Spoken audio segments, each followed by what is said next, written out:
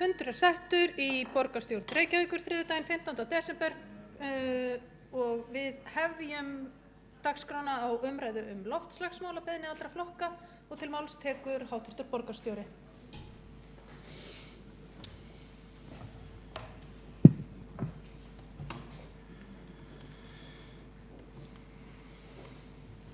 Já, forseti, ágætu borgarfulltrúar.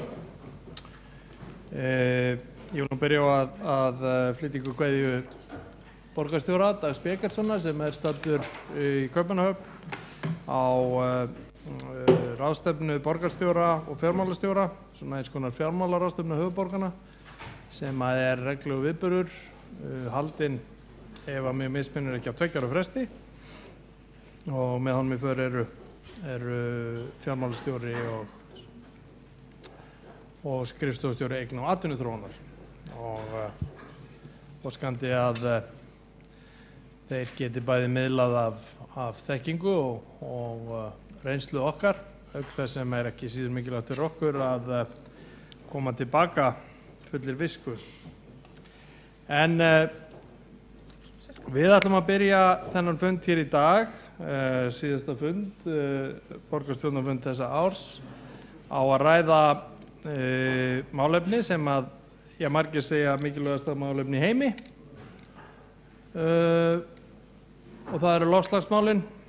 Eins og allir vita þá er nýlokið heljarinnar viðburði, ráðstefnu og fleira, fundi, þjóðarleiðtoga, borga, fyrirtækja, einstaklinga, félagasamtaka og fleiri sem að láta sig loftslagsmál varða eða loftslagsmál snert á einhvern hátt. Og það kannski til marks það hve málefnið nú ofarlega í hugum margra að það voru tugir þúsunda sem að heimsóttu eða sem að sóttu þennan viðburð, milli 40 og 50.000 manns sem skráðu sig þar, fulltrúar allflestra þjóðríkja heims. Og það skemmst frá að segja að niðurstaðan samningur þar sem 196 ríki eru sammála að taka sameiginlega ábyrgð í loftslagsmálum. Og aðal inntak samningsins það að þar fallast þessar 196 fulltrúar eða þessar 196 þjóðir á að halda hlýnun jarðar innan við 2 gráður. Og það sem meira að það skal vinna að því, þó að það sé ekki markmið sem að í sjálfu sér skrifað sem skilyrði í samningin, en það skal vinna að því að halda hlýnunni innan við 1,5 gráðu. Þessi viðmiðun, þessi gráðutala, 2 gráður, hún hefur svo sem verið aðeins til umræðu hvernig hún sé fundin, en það var gerðir ítarlegir útreikningar, ítarlega mælingar á hvaða áhrif hver gráða hefur á heimsbyggðina. Og fyrir okkur sem að sóttum þessa ráðstefnu, það voru þó nokkrir fulltrúar borgarstjórnar sem að fóru þarna og fyrir okkur sem þarna voru, þá var auðvitað sýnt á mjög skilmerkilegan og skýran hátt hvaða áhrif hver gráða hefur. Og það auðvitað alveg ljóst að allt umfram 2 gráður hefur áhrif sem að breyta heimsmyndinu raun og veru algjörlega. Og þar af leiðandi þetta svona sú tala sem sett sem algjört þak á hvað getur hugsanlega verið viðunandi. Ástæðan fyrir að það ekki bara sagt að við skulum stoppa hér hlýnunin á ekki vera meira en hún orðið núna. Það náttúrulega allir sammála að slíkt markmið ekki raunhæft eins og því það tekur auðvitað tölverðan tíma að snúa af þeirri þróun sem við erum búin að vera núna í rúm 100 ár, 150 ár líklega. Við verið svona í það bil 150 ár að koma okkur í þær aðstæður sem við erum í núna og það er nú stundum talað þegar á að breyta einhverju sem er þungt í vöfum, að það sé eins og að snúa olíuskipi. Það gerist ekki í einu vettvangi og þetta er auðvitað slíkt mál. En hins vegar þá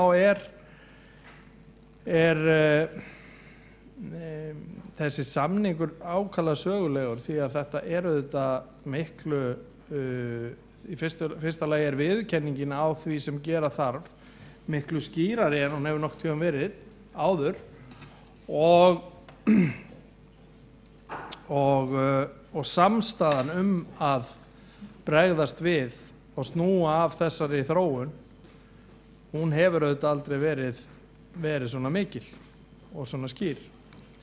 Nú, undirritun þessa samnings mun verða með formlegum hætti, hún á að hefjast í raun og veru 22. apríl 2016 í New York á degi jarðar og í kjölfarið munu þjóðir og þing undirrita samninginn og hann í raun og veru verður virkur ef svo má segja þegar að 55 lönd hafa skrifað undir eða þegar að lönd sem eru ábyrg fyrir að minnstakosti 55% af heildarlosun í heiminum hafa skrifað undir. Ríkjum er ætlað að setja upp áætlun til að fjármagna aðlögun að loftslagsbreytingum þar sem að $100 milljarðar verða ákveðið gólf árið 2020 og síðan skal setja nýtt markmið áframhaldandi fjármögnun fyrir árið 2025.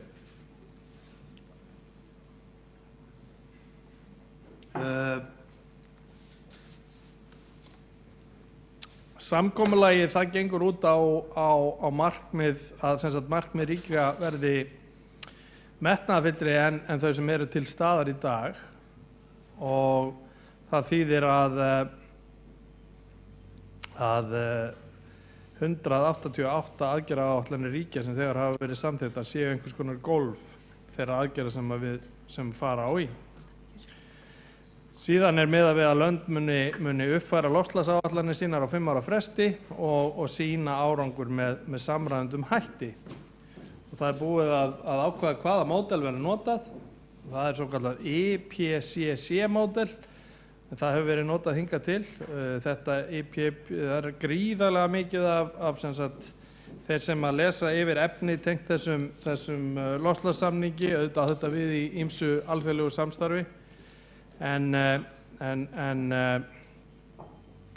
þeir sem að renna yfir þetta, þeir sjá að þarna það er gríðarlega mikið af skammstöfum sem eru notaðar í þessum samningi og fyrir þá sem að hafa ákveðið óþol fyrir því að lesa texta með skammstöfunum sem þeir skilja ekki, þá er þetta gríðarlega erfið lesning. En IPCC til dæmis þýðir Intergovernmental Panel on Climate Change og sem sagt fyrirbæri sem var stofnað til árið 1988 af alþjóða veðurfræðasamtökunum og umhverfisprógrammi Sameinuðu þjóðanna. En það sem sagt þetta það módel sem verður notað til að mæla árangurinn. Það rétt að taka fram að það spurningar komin svo sem dálítið upp í kjölfarið þessara ráðstefnu og til dæmis varðandi för fulltrúa Reykjavíkurborgar. Hvernig anskotan eru þið að vilja á svona ráðstefnu? Hvaða máli skiptir það? Það er mjög víða í þessum samningi og þetta fundum við líka fyrir því sem að voru þarna að svo kallaðir það er mjög víða að tala svo kallar non-state actors sem eru sem sagt aðrir aðilar en ríki. Það átt við borgir, svæði, fyrirtæki, félagasamtök og svo framvegis. Þau skiptu gríðarlegu máli við gerð samningsins og eins og ég sagði, víða tekið fram og samþykkt og orða sérstaklega að þessir aðilar, þessir svokalluðu non-state actors eða aðrir aðilar en ríki hafi mun sterkara hlutverki að gegna og mikilvægara hlutverki að gegna en kannski áður hefur verið viðurkennt og mjög víða þó nokkra greinar samningsins sem fjalla sérstaklega þessa aðkomu annar aðila en ríkjana og eitt af því er að það er til dæmis viðurkennt þarna að það þurfa að koma sérstaklega til móts við þörfina fyrir að auka þekkingu, styrkja tækniþróun og aðgerðir sem að takast á við loftslagsbreytingar og það þurfa að koma á vettvangi þar sem hægt verður að skiptast á reynslu og deila svona best practices viðbrögð og aðlögun á heildstæðan hátt og þessi vettvangur er auðvitað fyrst og fremst hugsaður fyrir þá sem að standa í stórræðanum á heimavellinum, það er að segja sveitarfélögin og borgirnar og fyrirtækin. Þessi samningur er auðvitað, þetta er tyrfinlesning og erfitt fyrir mann til dæmis með athyglisbrest að berja sig í gegnum þetta en það er nú hægt ef viljinn fyrir hendi.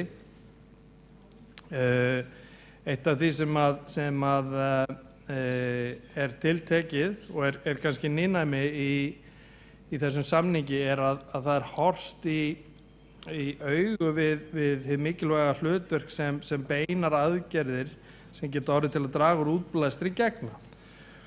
Og hér er verið að tala sem sagt auðvitað stefnu einstakra svæða, einstakra landa og einfaldlega gjaldtöku fyrir þar að segja skattlagningu á útblástur, carbon pricing er það kallað.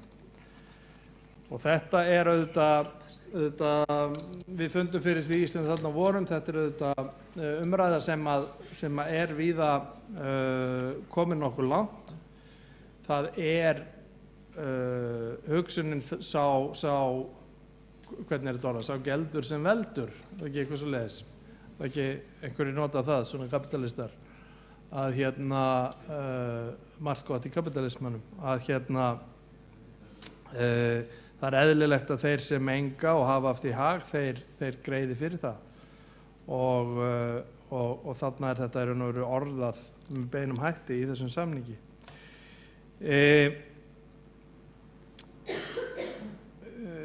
Það var gefin út fréttatilkynning af fyrirbærinu UNFCCC en einn stafsetningin sem er sem sagt það stendur fyrir UN Framework Convention on Climate Change sem er í sjálfu sér reglífin utan þessi loftslagsmál Sameinuðu þjóðanna og þar er bent á að yfir 7.000 borgir þar á meðal auðvitað borgir á svona þeim stöðum í heiminu sem eru hvað viðkvæmastir og gagnvart loftslagsbreytingum. Þetta er frá yfir 100 löndum hafi sett fram skilgreind markmið eða aðgerðir til að bregðast við og snúa við loftslagsbreytingum og þetta er nú þegar og mannfjöldi þessara borga er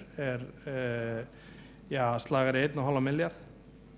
Þjóðarframleiðsla þessara svæða, þessara borga, þeirra sem hafa sett sér þessi markmið er yfir 32% heimsins og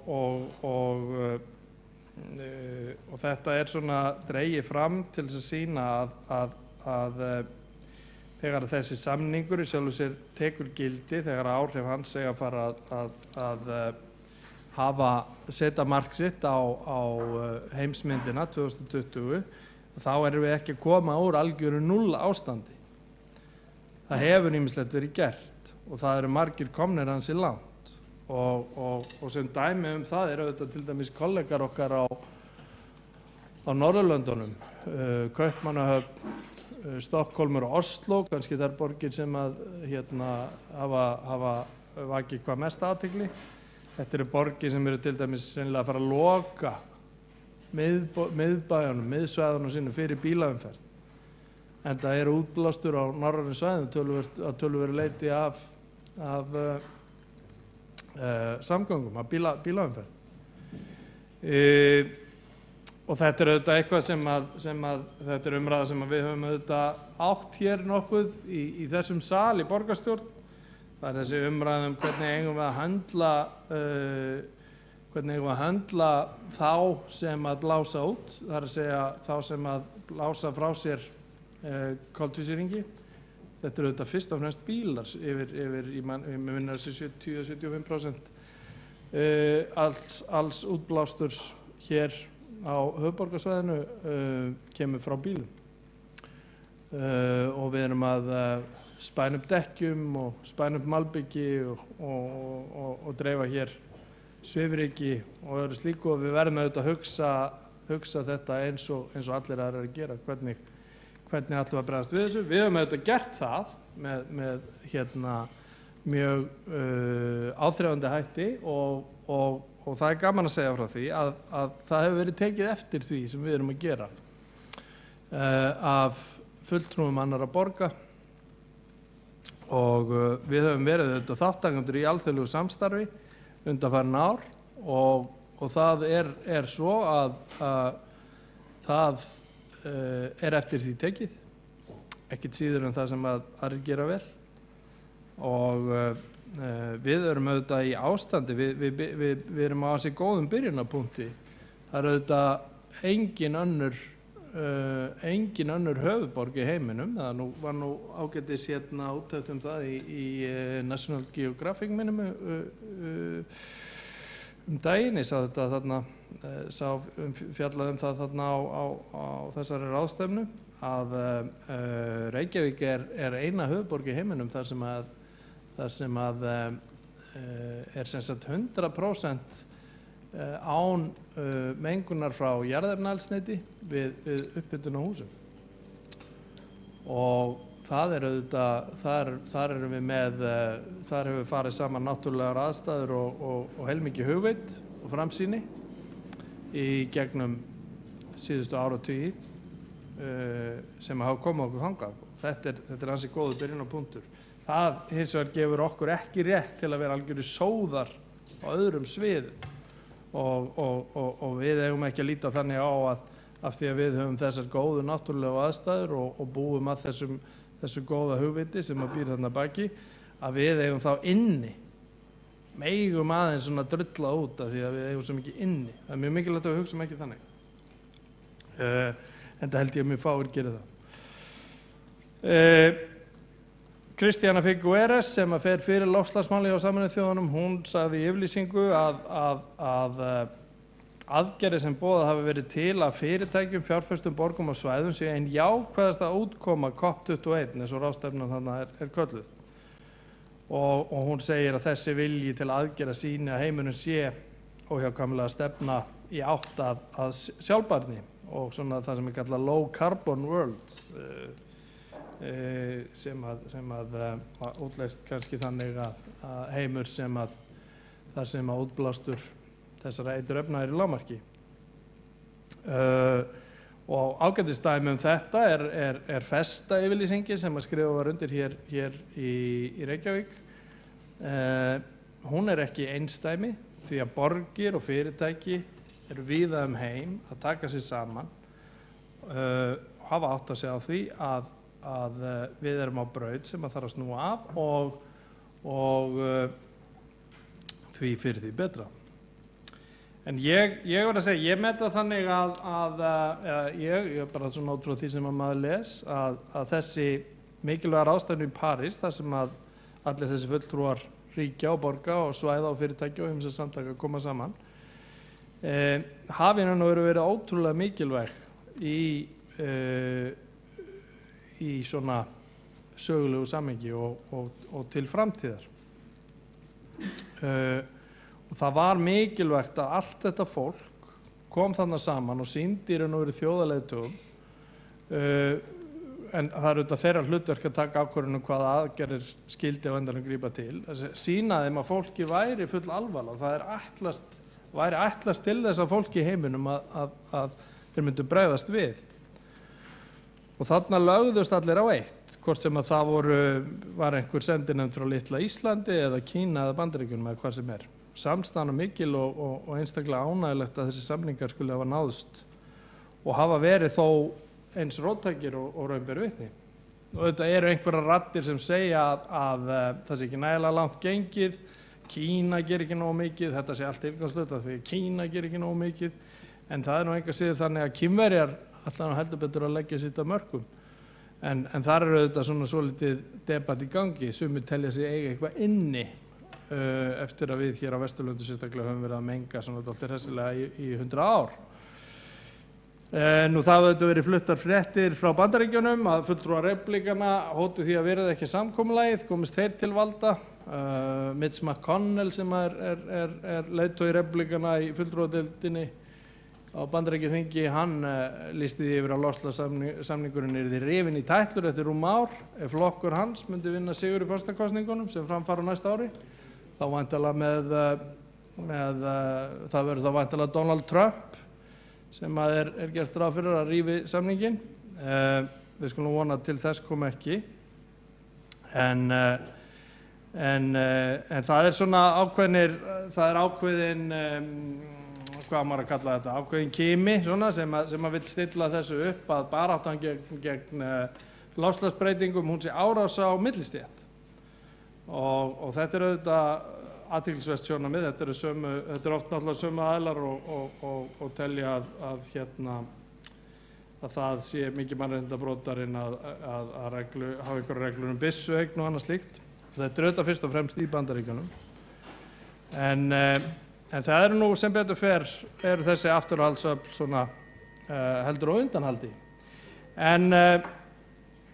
En já, ég held ég hefði ekki getið talað hér ótakmarkað alveg. Það er misskilningur, því var líklega breytt einhvern tímann. Það var nú kannski mistök. En ég vil ekki. En enga síður, ég vil bara fagna þessum samningi, þessum merku tímamótum og hlakka til að fylgjast hér með umræðunni sem eiga hér stað. Takk fyrir kærlega. Háttvirtur borgarstjóri hefur lokið máli sínu og þá er næstur á mælendaskrá borgarfulltrúi Hjálmar Sveinsson.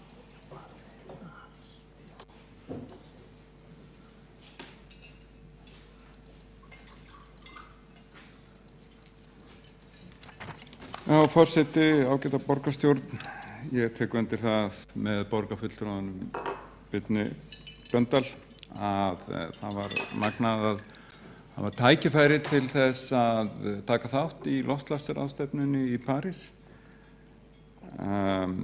Magnað að vera á svokölluðum Action Day sem var laugardagurinn, 50 minni mig, það sem að Anne Hidalgo og Michael Bloomberg, borgarstjóri í París og fyrrum borgarstjóri í New York, héldu utan umræður og þá skynjaði maður þar mjög sterkt á þeim degi alveg sérstaklega hvað þetta er stórt mál og hvað mikið af hreint alveg ágætu og velhugsandi og öflugu og ótrúlega málefnilegu fólki vill ljá þessu málefni sitt líf af öllum lífs- og sálarkröftum. En það er rétt líka sem að kom fram hjá borgarfulltrúanum að þarna var áberandi áhersla á það sem er kallað non-state aðila eða sem þetta ekki ríkissamtök og mér skilst að það sé til dæmis ólíkt því sem að var á misjöfnuðarfundunum í Kaupmannahöfn, var ekki 2009, að þar hefðu skipuleggjendur einmitt ekki tekið þá mikilvægu hópa inn í þessar samræður og umræður og ráðstefnu og það var kannski einu ástæðunum fyrir því að sú ráðstefna misheppnaðist eins og frægt er. En þá er að ræða sem sagt félagasamtök og fyrirtæki, svo dæmi sem við nefnt, þeir eru að tala þessa non-state aðila og síðast en ekki síst sveitarfélög og þar kannski leika langstærstu hlutverkin borgir og bæir í heiminum, það sem að meira en helmingur mannkyns býr, 70% eða yfir 70% á Vesturlöndum og í borgum og bæjum. Þannig að þar ákvarðast hlutskipti mannanna í dag og þar líka verður til langmestur hluti framleiðslunar og þar sem að flestir eru á ferð og neyslan mest að þar verða líka flest sótsporin, svona þó það sé ekki alveg víst ef þeim væri deilt ofan á hvern einstakling í borginni miðað hvern einstakling út í hinum dreifðu landsbyggðum að það ekki víst að sótspor borgarbúanna séu meiri, ég held jafnvel að ég hef lesið einhvern tímann að þau eru þvert á móti minni. Og það rétt sömuleiðis að þarna var Stokkhólmur dálítið áberandi í sveitafélagshluta ráðstefnunnar og þeir kynntu þar mjög metnaðarfulla og róttæka umbreytingu orkukerfisins þar í borg og árið 2040 ætla Stokkhólmsbúar að búa í jarðefnaeldsneytislausu samfélagi, sem sagt engin kol, engin olía, ekkert bensín. Og það liggur fyrir nákvæm áætlun það hvernig Stokkhólmsbúar hyggjast ná þessu og Kaupmannahöfn, já það rétt, þeir ætla að vera kolefnishlutlaust borgarsamfélag, miklu fyrr með minnir 2025, sem að allavega í mínum huga aðeins svona loðnara fyrirbæri, hvað það nákvæmlega kolefnishlutlaust samfélag. Ég held að þessi áætlun Stokkhólmsbúanna, það megi færa rök fyrir því að hún sé að mörgu leyti metnaðarfyllri. Og enn og aftur tekið undir með borgarfulltrúanum að það engin ástæða þó að Reykjavík standi svona ótrúlega vel að hér öll hús hituð upp með endurnýjanlegum orkugjöfum og það hefur vakið athygli meðal annars í National Geography, það eina höfuðborginni heimi sem að býr svo og það ein af ástæðunum fyrir því líka að Reykjavík fékk fyrir 2 árum umhverfis- og náttúruverndarverðlaun Norðurlandaráðs. En við höfum einmitt að nota það forskot sem við höfum þar til þess að ná forskoti líka á öðrum sviðum. Að því að í borg það sem að háttar svo til langmest hlutfall koldíoxíðlosunar, sem sagt, ekki frá húshitun, heldur frá umferðinni, frá bílaumferðinni í borginni. En það vill líka svo vel til að Reykjavík ekki að vakna til vitundar þetta haust, þetta á sér nokkuð langa sögu. Reykjavík meðal annars aðili að loftslagssáttmála sveitarfélaga í Evrópu, Covenant of Mayors, og einnig aðili að ICLEI heimssamtökum sveitarfélaga sem ætlað að stuðla að jákvæðum hnattrænum breytingum og svæðisbundinni sjálfbærni.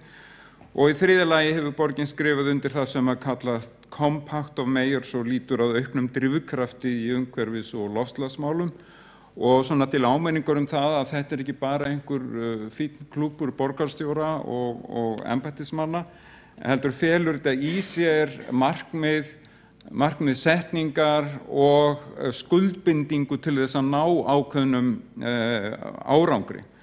Og í tengslum við skuldbindingar borgarinnar í sambandi við þessa loftslagssáttmála sveitarfélaganna í Evrópu, þá var árið 2011 samþykkt aðgerðaráætlun sjálfbæra orkunýtingu í Reykjavík árið 2011.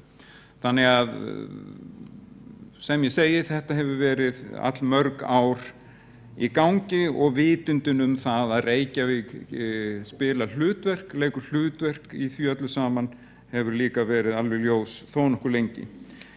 Það var minnst hérna áðan á þetta merkilega skref sem var tekið í haust þegar að 110 fyrirtæki skrifuðu undir yfirlýsingu hér í borg þar sem þau skuldbunda sig til að setja sér markmið í loftslagsmálum að draga úr losun gróðurhúsalofttegunda og á eigin forsendum og sýna þannig frumkvæði og ábyrgð gagnvart umhverfinu og samfélaginu og þeim býðst einnig fræðsla loftslagsmál og bæði hvernig má nálgast viðfangsefni með praktískum hætti og reynslusögur annarra fyrirtækja af því að draga úr loftslagslosun í rekstri.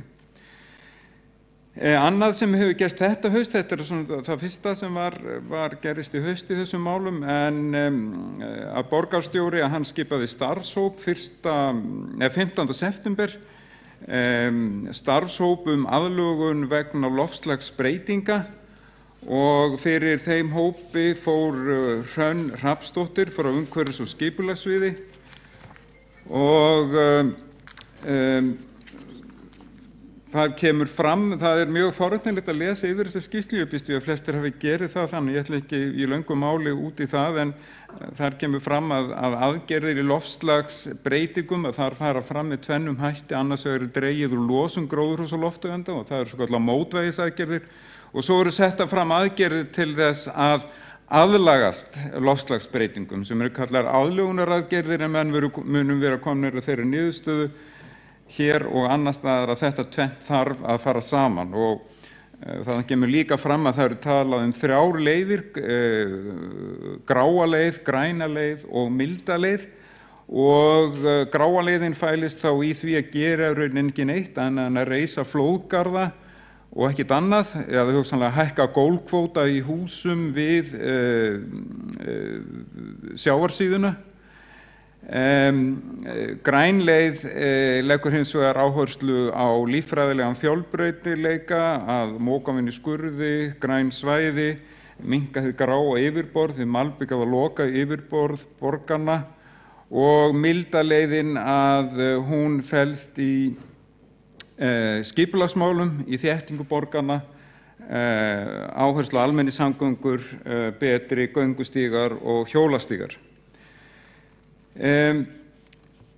Í skýrslunni, skýrslu starfshóps aðlögun vegna loftslagsbreytinga, hún var kynnt í borgarráði fyrir fáeinum vikum, að þá sett fram metnaðarfull framtíðarsýn fyrir borgina og hún orðuð svona í skýrslunni með leyfi forseta: í Reykjavík verði engin nettólosun gróðurhúsalofttegunda.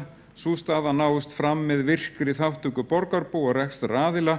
Borgin aðlagist væntanlegum áhrifum loftslagsbreytinga með vistvænum og mannvænum hætti. Þarna sem sagt lögð til þessi græna leið, frekar en gráa leiðin.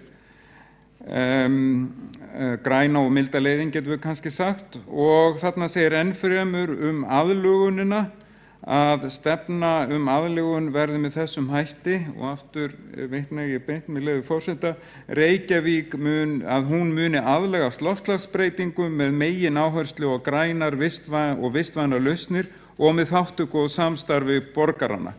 En tæknilegar lausnir eru til staðar sem gripið verður til það sem nauðsynlegt Og svo í þriðja lagi þá það þarna mótvægisaðgerðirnar, af því ég var að nefna hérna áðan, þetta raunin í þrennu lagi, það framtíðarsýnin, það möguleikar til aðlögunar og svo það mótvægisaðgerðir. Og mótvægisaðgerðirnar í skýrslunni raunar allar unnar upp úr hinni mjög svo metnaðarfullu umhverfis- og auðlindastefnu aðalskipulagsins, það grundvallar plagg í því að skapa hér vistvæna borg, það kemur aftur og aftur fram í allri vinnu og þar segir og aftur með leyfi forseta: mótuð verði ný töluleg markmið losun gróðurhúsalofttegunda í Reykjavíkurborg og einnig í rekstri borgarinnar með áherslu á að til lengri tíma verði nettólosun gróðurhúsalofttegunda engin. Jafnhliða verði sett fram töluleg markmið þátttöku og ábyrgð borgarbúa og starfsmanna Reykjavíkurborgar og starfshópi verði falið að ljúka þeirri vinnu fyrir 30. júní 2016 í samræmi við loftslagsyfirlýsingu Reykjavíkurborgar og festu miðstöður samfélagslega ábyrgð. Og svo undirmarkmiðin sem að koma fram og þau tekin beint upp úr aðalskipulagi Reykjavíkur, einkum úr kaflanum sem ég var að nefna, umhverfis- og auðlindastefnuna. Og mér langar að þess að vitni í það þó að þetta séu tölur sem oft hefur heyrst hérna, að þá sú ágætavísa aldrei of oft kveðin, að því að þar sem sagt stefnt á að það verði dregið úr nettólosun gróðurhúsalofttegunda 35% til 2020 og 75% til ársins 2050 miðað við losunan eins og hann var 2007. Og því verði náð fram með breyttum ferðavenjum, þéttari byggð, þróun nýrra orkugjafa, markvissri kolefnisbindingu með gróðursetningu og bættri meðhöndlun úrgangs. Í öðru lagi hlutdeild almenningssamgangna í ferðum til og frá vinnu vaxur 4% í 12% og að hlutdeild gangandi og hjólandi vaxi úr 19% í 30% árið 2030. Heildarfjöldi ekinna kílómetra borgarbúa lækki úr 21 kílómetri í 19 árið 2030 og að hægt verða að nálgast innlent vistvænt eldsneyti í öllum hverfum borgarinnar þetta herrans ár 2030. Hjólreiða verði stóreldar sem hluti af sjálfbærum samgöngum milli heimilis og vinnu. Stórir vinnustaðir verði hvattir til að setja sér samgöngustefnu sem hluti gjaldskyldra bílastæða og að hluti gjaldskyldra bílastæði verði aukin árlega. Endurnýting og endurvinnsla verði aukin en gert ráð fyrir í aðalskipulaginu að 80% af pappír og 60% af plast og allur lífrænn niðurbrjótanlegur úrgangur verði endurnýttur árið 2020.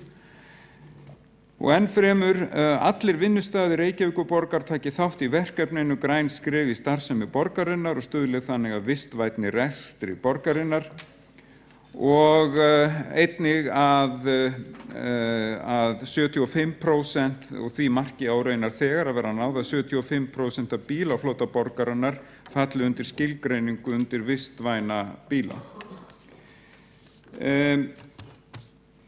Í framhaldi þessu að þá var skipaði eftir að þessa kynningu í borgarráði að þá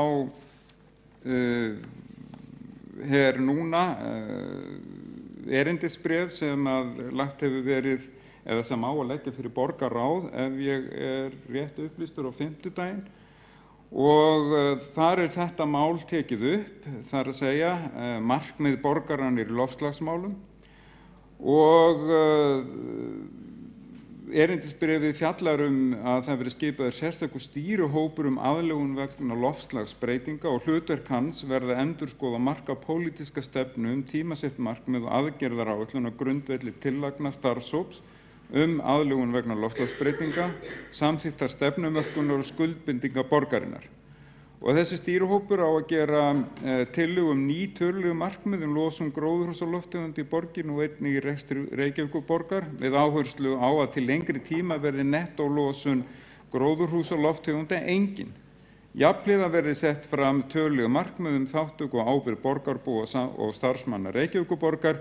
Í framhaldi af stefnumótun stýrihópsins verði settast að þverfaglegt teymi loftslagsmála til að fylgja stefnunni eftir. Það sem sagt liggur í loftinu eftir alla þessa vinnu og skýrslur og aðalskipulagsvinnu og umhverfis- og auðlinda stefnu að stefnan, það stendur til að taka stefnuna sem sagt á það að nettólosun gróðurhúsalofttegunda í höfuðborginni Reykjavík, nyrstu höfuðborg heimsins, verði í framtíðinni engin. Hjálmar Sveinsson, borgarfulltrúi, hefur lokið máli sínu og þá Jóna Björg Sætran, borgarfulltrúi, næsta mælendaskrá.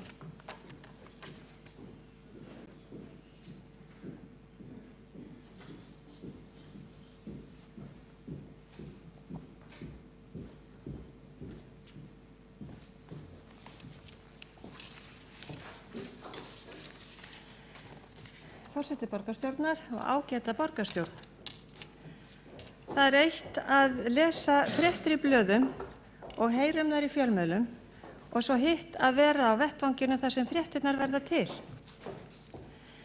Þessi munur varð greinilegur fyrir það bil viku síðan þegar nokkur okkar sem hér gengum horfðum og lögðum við hlustir á loftslagsráðstefnunni í París. Á ráðstefnusvæðinu voru ótal margir fyrirlestrar, vinnustofur og samráðsfundir, auk kynninga þjóða og þjóðarbrota á því hvernig þau vildu leitast við að leggja sitt af mörkum til að bæta hag jarðarbúa til frambúðar. Þarna var rík áhersla lögð á endurvinnslu hvers konar og því til áherslu fengu allir afhentar skjóður unnar beint úr endurvinnslu. Það forlátar hliðartöskur úr einhvers konar vaðmáli og prjónlesi sem voru sagðar hafa verið peysur í fyrra lífi. Það var magnað að sitja fundi kvennahóps árladags þar sem voru samankomnir fulltrúar allsstaðar að úr heiminum. Konur sem höfðu í aðdraganda ráðstefnunnar unnið ýmsa undirbúningsvinnu, hver í sínu heimalandi, safnað upplýsingum niðurstöður kannana og staðreynda meðal annars varðandi stöðu kvenna. Og þessar konur höfðu sumar hverjar einnig verið í netsambandi sín á milli en hittust þarna í fyrsta skipti, tilbúnar til að leggja sitt af mörkum við undirbúning tillagna mikilvægra mála sem gætu gagnast öllu mannkyni með tilliti til framþróunar og vænlegri lífskjara á jarðarkringlunni.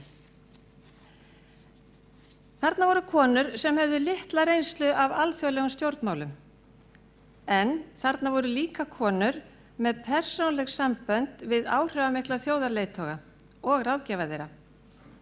Öll sambönd skyldu nýtt til jákvæðra áhrifa. Þarna voru þær allar fyrst og fremst sem konur sem ætluðu sér að breyta heiminum til betri vegar. Þær ætluðu ekki að gefast upp. Þær ætluðu að sameina krafta sína til að hafa enn meiri áhrif en annars væri. Það var mikil spenna sem ríkti í andrúmsloftinu á loftslagsráðstefnunni.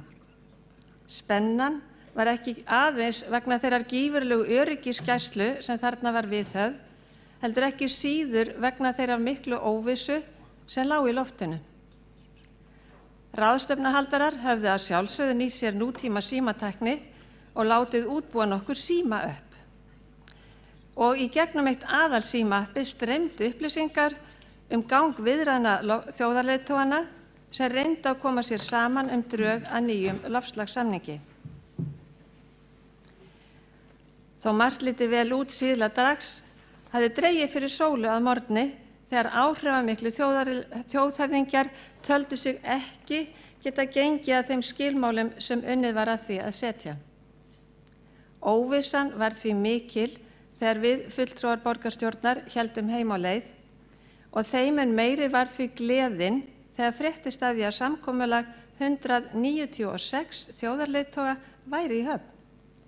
Loftslagssamningurinn hefði verið samþykktur. Parísarsamkomulagið hefði séð dagsins ljós.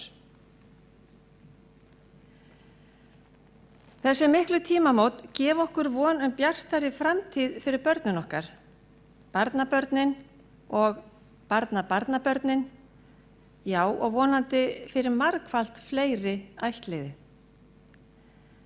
Til að svo megi verða þurfa þjóðir heims að taka höndum saman og vinna ötullega og samhent næstu árin og næstu áratugi að því að draga úr gróðurhúsaáhrifum stóriðjunnar.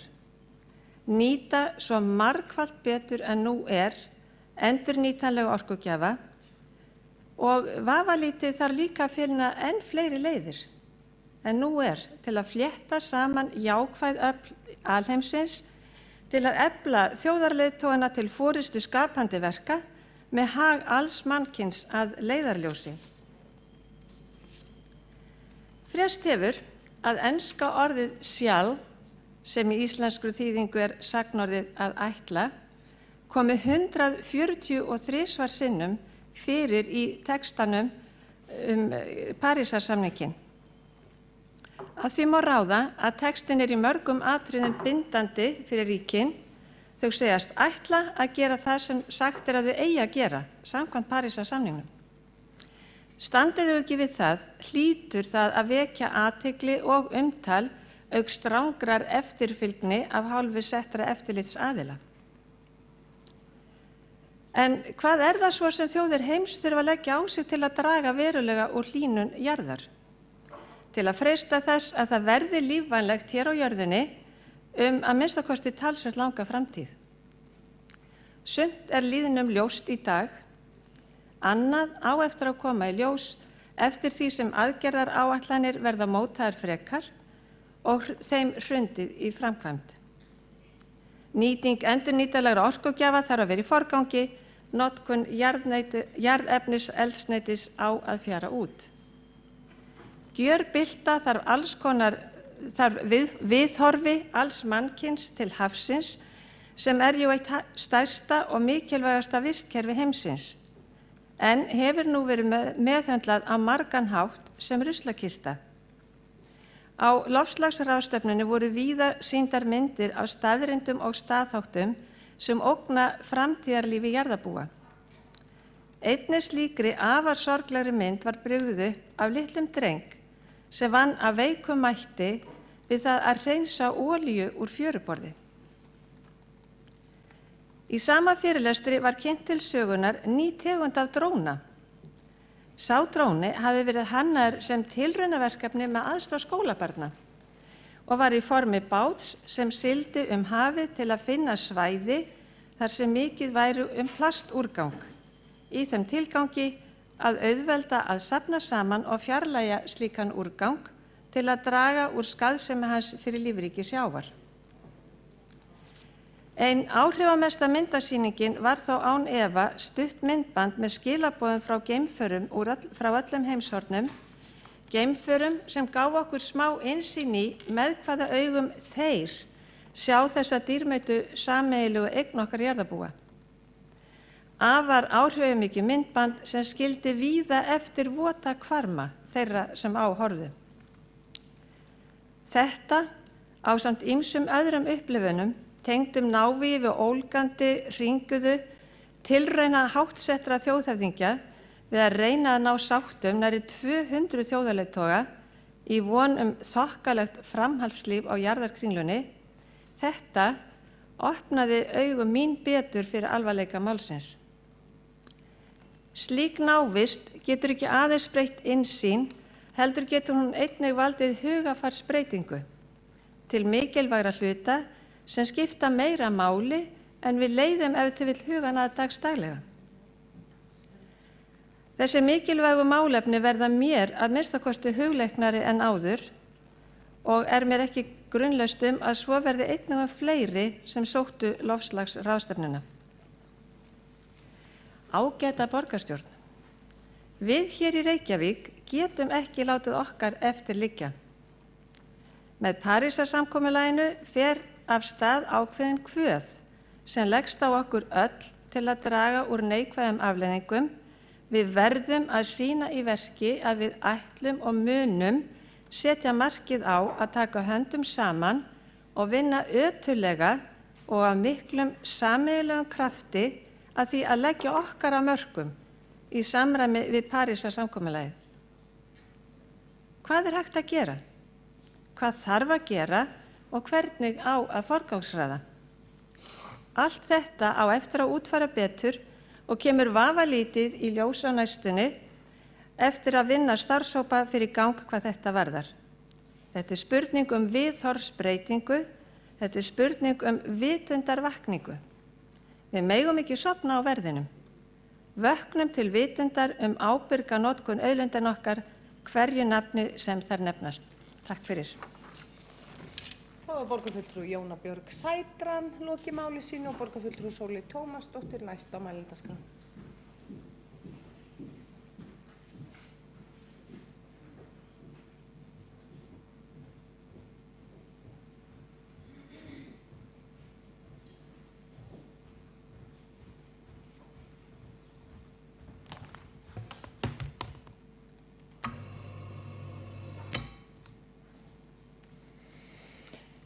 Forseti, góðir borgarfulltrúar, ég vil nú gera eins og aðrir hér, tala og þakka fyrir þau forréttindi að hafa fengið að taka þátt í þessari stórmerkilegu ráðstefnu.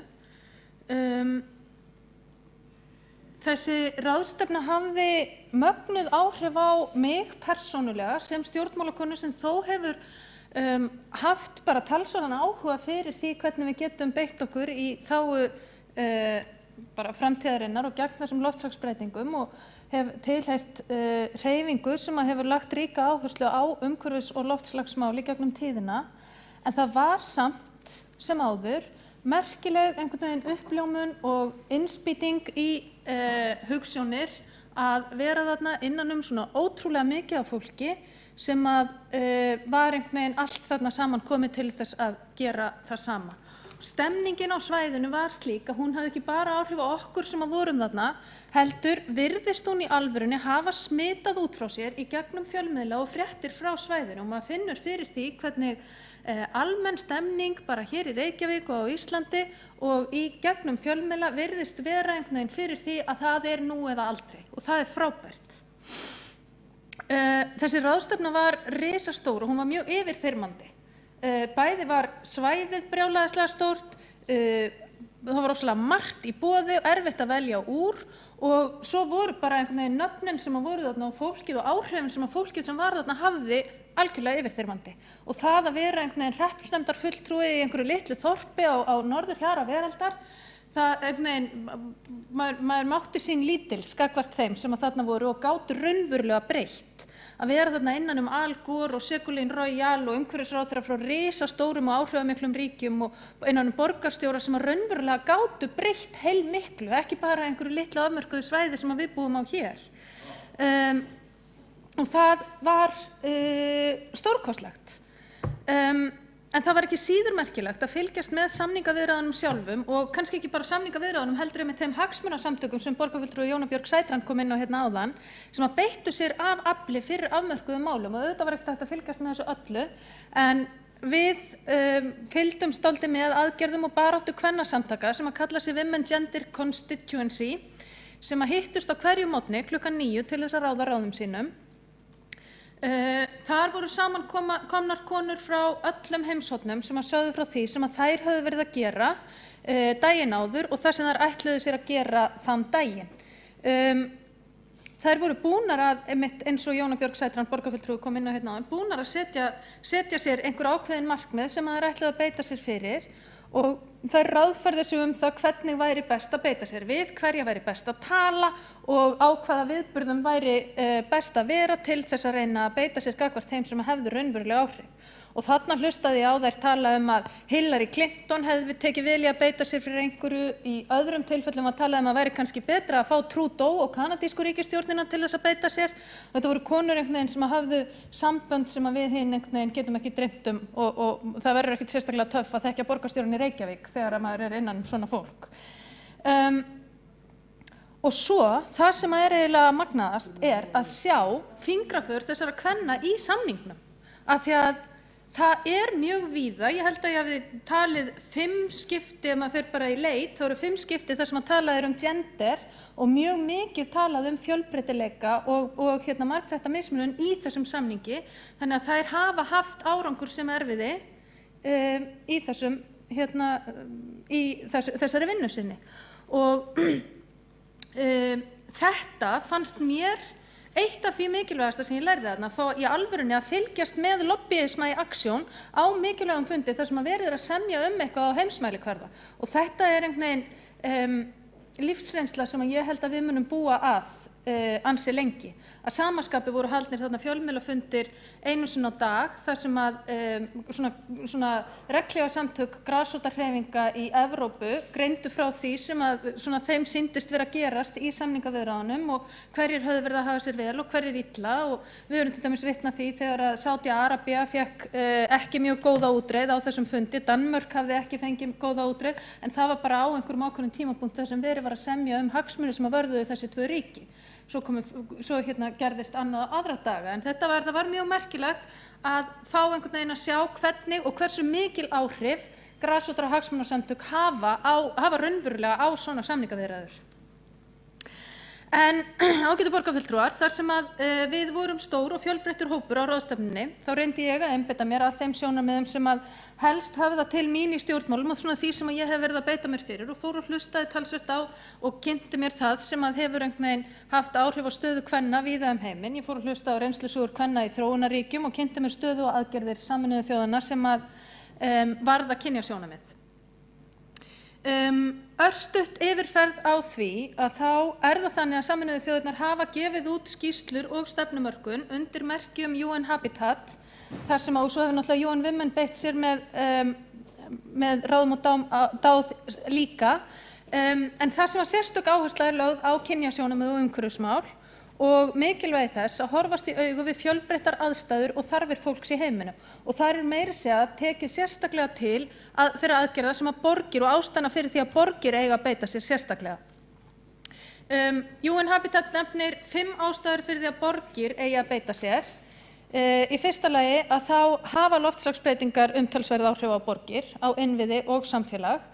Og við finnum fyrir þeim ansi snemma hér inni í borgum og inni í borgarsamfélögum og auðvitað eigum við ekki bara að beita okkur út af okkur sjálfum heldur hnattrænt, en það samt svo tilfinnanlegt þegar hvernig borgir finna fyrir áhrifum loftslagsbreytingana. Í öðru lagi þá útblástur gróðurhúsalofttegunda auðvitað að uppistöðu til komin frá borgum og þar af leiðandi erum við í mjög algjörri kjöraðstæðu til þess að breyta. Það talaði alltaf 70% útblástursins megi rekja til borga og það nú aldeilis eitthvað sem við getum gert eitthvað í. Í þriðja lagi þá eru sveitarfélög og borgir mjög mikilvægar fyrirmyndir fyrir fyrirtæki og einkaaðila og geta þannig stuðlað að vistvænni rekstri og samstarfi nauðsynlegar breytingar, bæði í samstarfi við einkaaðila og fyrirtæki og fólk, almenning, íbúa. Í fjórða lagi að þá geta sveitarstjórnir bæði farið í aðgerðir til þess að sporna gegn loftslagsbreytingum en líka aðgerðir til þess að aðlagast óumflýjanlegum breytingum á sama tíma og oft fara þessar aðgerðir saman. Í fimmta lagi eru sveitarstjórnir svo í aðstöðu til þess að flétta og það er kannski ekki að síst mikilvæga í aðstöðu til þess að flétta samfélagslega þætti inn í aðgerðir sínar í loftslagsmálum. Þetta snýst ekki bara tækni og töfralausnir, heldur snýst þetta það hvernig samfélagið við viljum byggja hérna til framtíðar á tímum þar sem að loftslagið að breytast.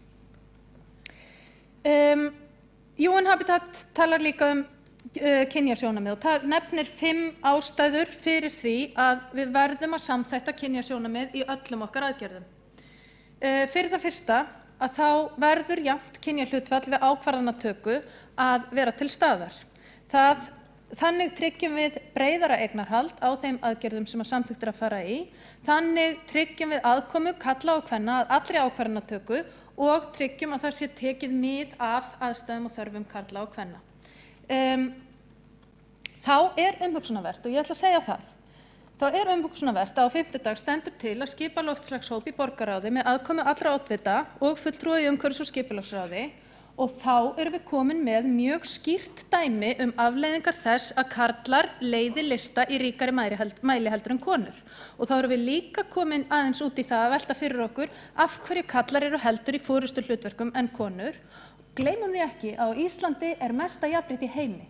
Samt eru 4 karlkynsoddvitar og 2 konur sem að koma til með að sitja í þessum hópi og allt bendir til þess að formaður umhverfis- og skipulagsráðs og fulltrúi minnihlutans í umhverfis- og skipulagsráði sem að mögulega gæti orðið karl líka skipist í þennan hóp og þar með yrðu aðeins 2 konur í þessum hópi.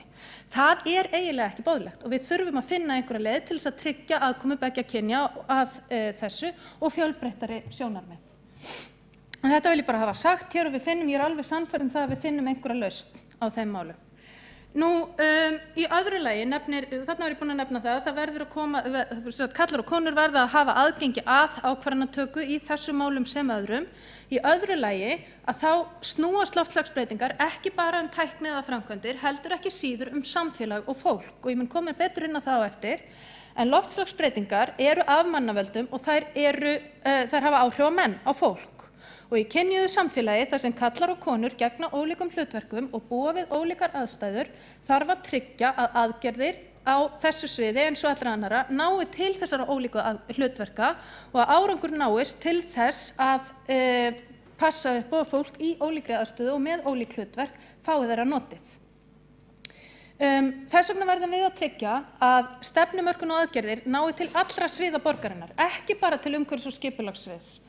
Þetta þarf að vera þannig að öll svið borgarinnar taki þátt, að öll þjónusta, að allt fólkið í borginni, að borgarbúar, að starfsfólk, að samstarfsaðilar í öllum sínum fjölbreytileika taki þátt í að breyta lifnaðarháttum hér í Reykjavík. Ekki bara fyrir okkur, heldur fyrir alla heimsbyggðina. Númer 3. Stefnumörkun og aðgerðir þurfa að taka mið af ólíkum þörfum og ólíkum aðstæðum karla og kvenna og að sjálfsögðu með tilliti til fjölbreytileika innan hvors kyns sig. Og annarra kynja. til að svo geti orðið verðum við að vera tilbúin að greina og horfast í augu við staðreyndir samfélagsins. Við verðum að viðurkenna að við búum ekki öll við sömu aðstæður og að lausnir höfða með ólíkum hætti til ólíkra hópa. Þetta eitthvað sem við verðum að greina á sama tíma og við förum í allt annað. Í fjórða lagi að þá verðum við að horfast í augu við það að það ekki endilega fólkið sem að veldur mest á útblæstrinum sem að verður fyrir áhrifum þess. Þvert á móti jafnvel, það hægt að gera ráð fyrir því að fólkið sem mest finnur fyrir breytingunum sé það fólk sem að lætur sig málin mest varða og ég tók sérstaklega eftir því hvernig konur í þróunarlöndum að leggja rosalega mikið á sig til þess að koma í veg fyrir þann litla útblástur sem að þær verða valdur af á meðan við hér ríkt fólk á Vesturlöndum einhvern veginn kannski ekki ekki skuldbundin enn sem komið og það mjög mikilvægt að við pössum upp á að við öxlum ábyrgð á þeim útblæstri sem að við erum að valda til þess að við séum ekki að valda skaða hjá fólki sem ekki jafn góðri aðstöðu við til þess að breyta. Það alþekkt að náttúruhamfarir og samfélagsleg áhrif hafa meiri áhrif á fólk og þjóðir sem standa höllum fæti en þau sem betur standa og áhrifin aukast eftir því sem að minnihlutahópunum fjölgar sem að fólk tilheyrir. Þannig getum við gert ráð fyrir að loftslagsbreytingar hafi meiri áhrif á konur en karla og að konur í þróunarlöndum fari verr út úr loftslagsbreytingum en konur á Norðurlöndum og svona gæti ég lengi haldið áfram. Umræða áhrif loftslagsbreytinga á stöðu kvenna í þróunarlöndum hefur sem betur fer verið að aukast umtalsvert á undanförnum árum þar sem að slæmt aðgengi að vatni og eldsneyti og fæði kemur til með að versna enn frekar með tilheyrandi áhrifum á konur og börn í þessum löndum. Það á okkar ábyrgð að breyta því. Í annarri skýrslu UN Habitat farið yfir afleiðingar þess sem að getur orðið ef við bregðumst ekki við. Þannig gætu velferðarsamfélög okkar hér í norðvesturheimi orðið fyrir bæði efnahags- og auðlindaþrengingum sem að gætu haft, ef við pössum okkur ekki, óafturkræf áhrif á samfélagið og stöðu karla og kvenna og þetta heimsmeti jafnrétti sem að við státum af. Þannig getur, ef við færum í algjörlega kolrangar áttir með ákvarðanatöku og stefnumörkun í framhaldi af þessum loftslagsmálum, að þá gæti þetta haft mjög mikil áhrif á samfélagið, mjög mikil áhrif á velferðarkerfið með auknu álagi inn á heimilum og á konur og börn. Við verðum að tryggja að áhrif loftslagsbreytinga, jafnvel þó að til efnahagsþrenginga komi, leiði ekki af sér verra velferðarkerfi eða minni jöfnuð. Við verðum alltaf að passa upp á félagslegt réttlæti ef við viljum státa af þessu heimsmeti sem að þó ekki einu sinni neitt sérstaklega merkilegt heldur segir meira önnur lönd heldur en okkur. Í öðru lagi að þá getur þetta getur þá orðið sem afleiðing af verra heilbrigðiskerfi og auknu álagi á konur og börn, þá getur kynbundinn launamunur aukist enn frekar. Það hefur svo aftur áhrif á stöðu kvenna og ýktari staðalmyndir, stöðu kvenna jafnvel inn á heimilum og það getur aftur haft áhrif á kynbundið ofbeldi og þannig getur í rauninni hið kynjaða kerfi sem við búum til stigmagnast ef við pössum ekki upp á að innviðir samfélagsins þjóni áfram körlum og konum og jafnvel betur heldur en það gera í dag.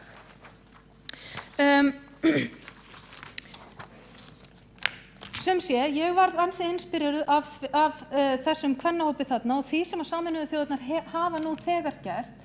Ég alveg viss það að við og ég er viss það að eftir þessa ráðstefnu að þá við öll bæði innblásnari vegna bara loftslagsbreytinga almennt en ekki síður munum við reyna að tryggja að þetta verði sem allra aðgerðirnar verði í þágu sem allra fjölbreyttastra hópa og að við tökum á samfélagslegum aðgerðum.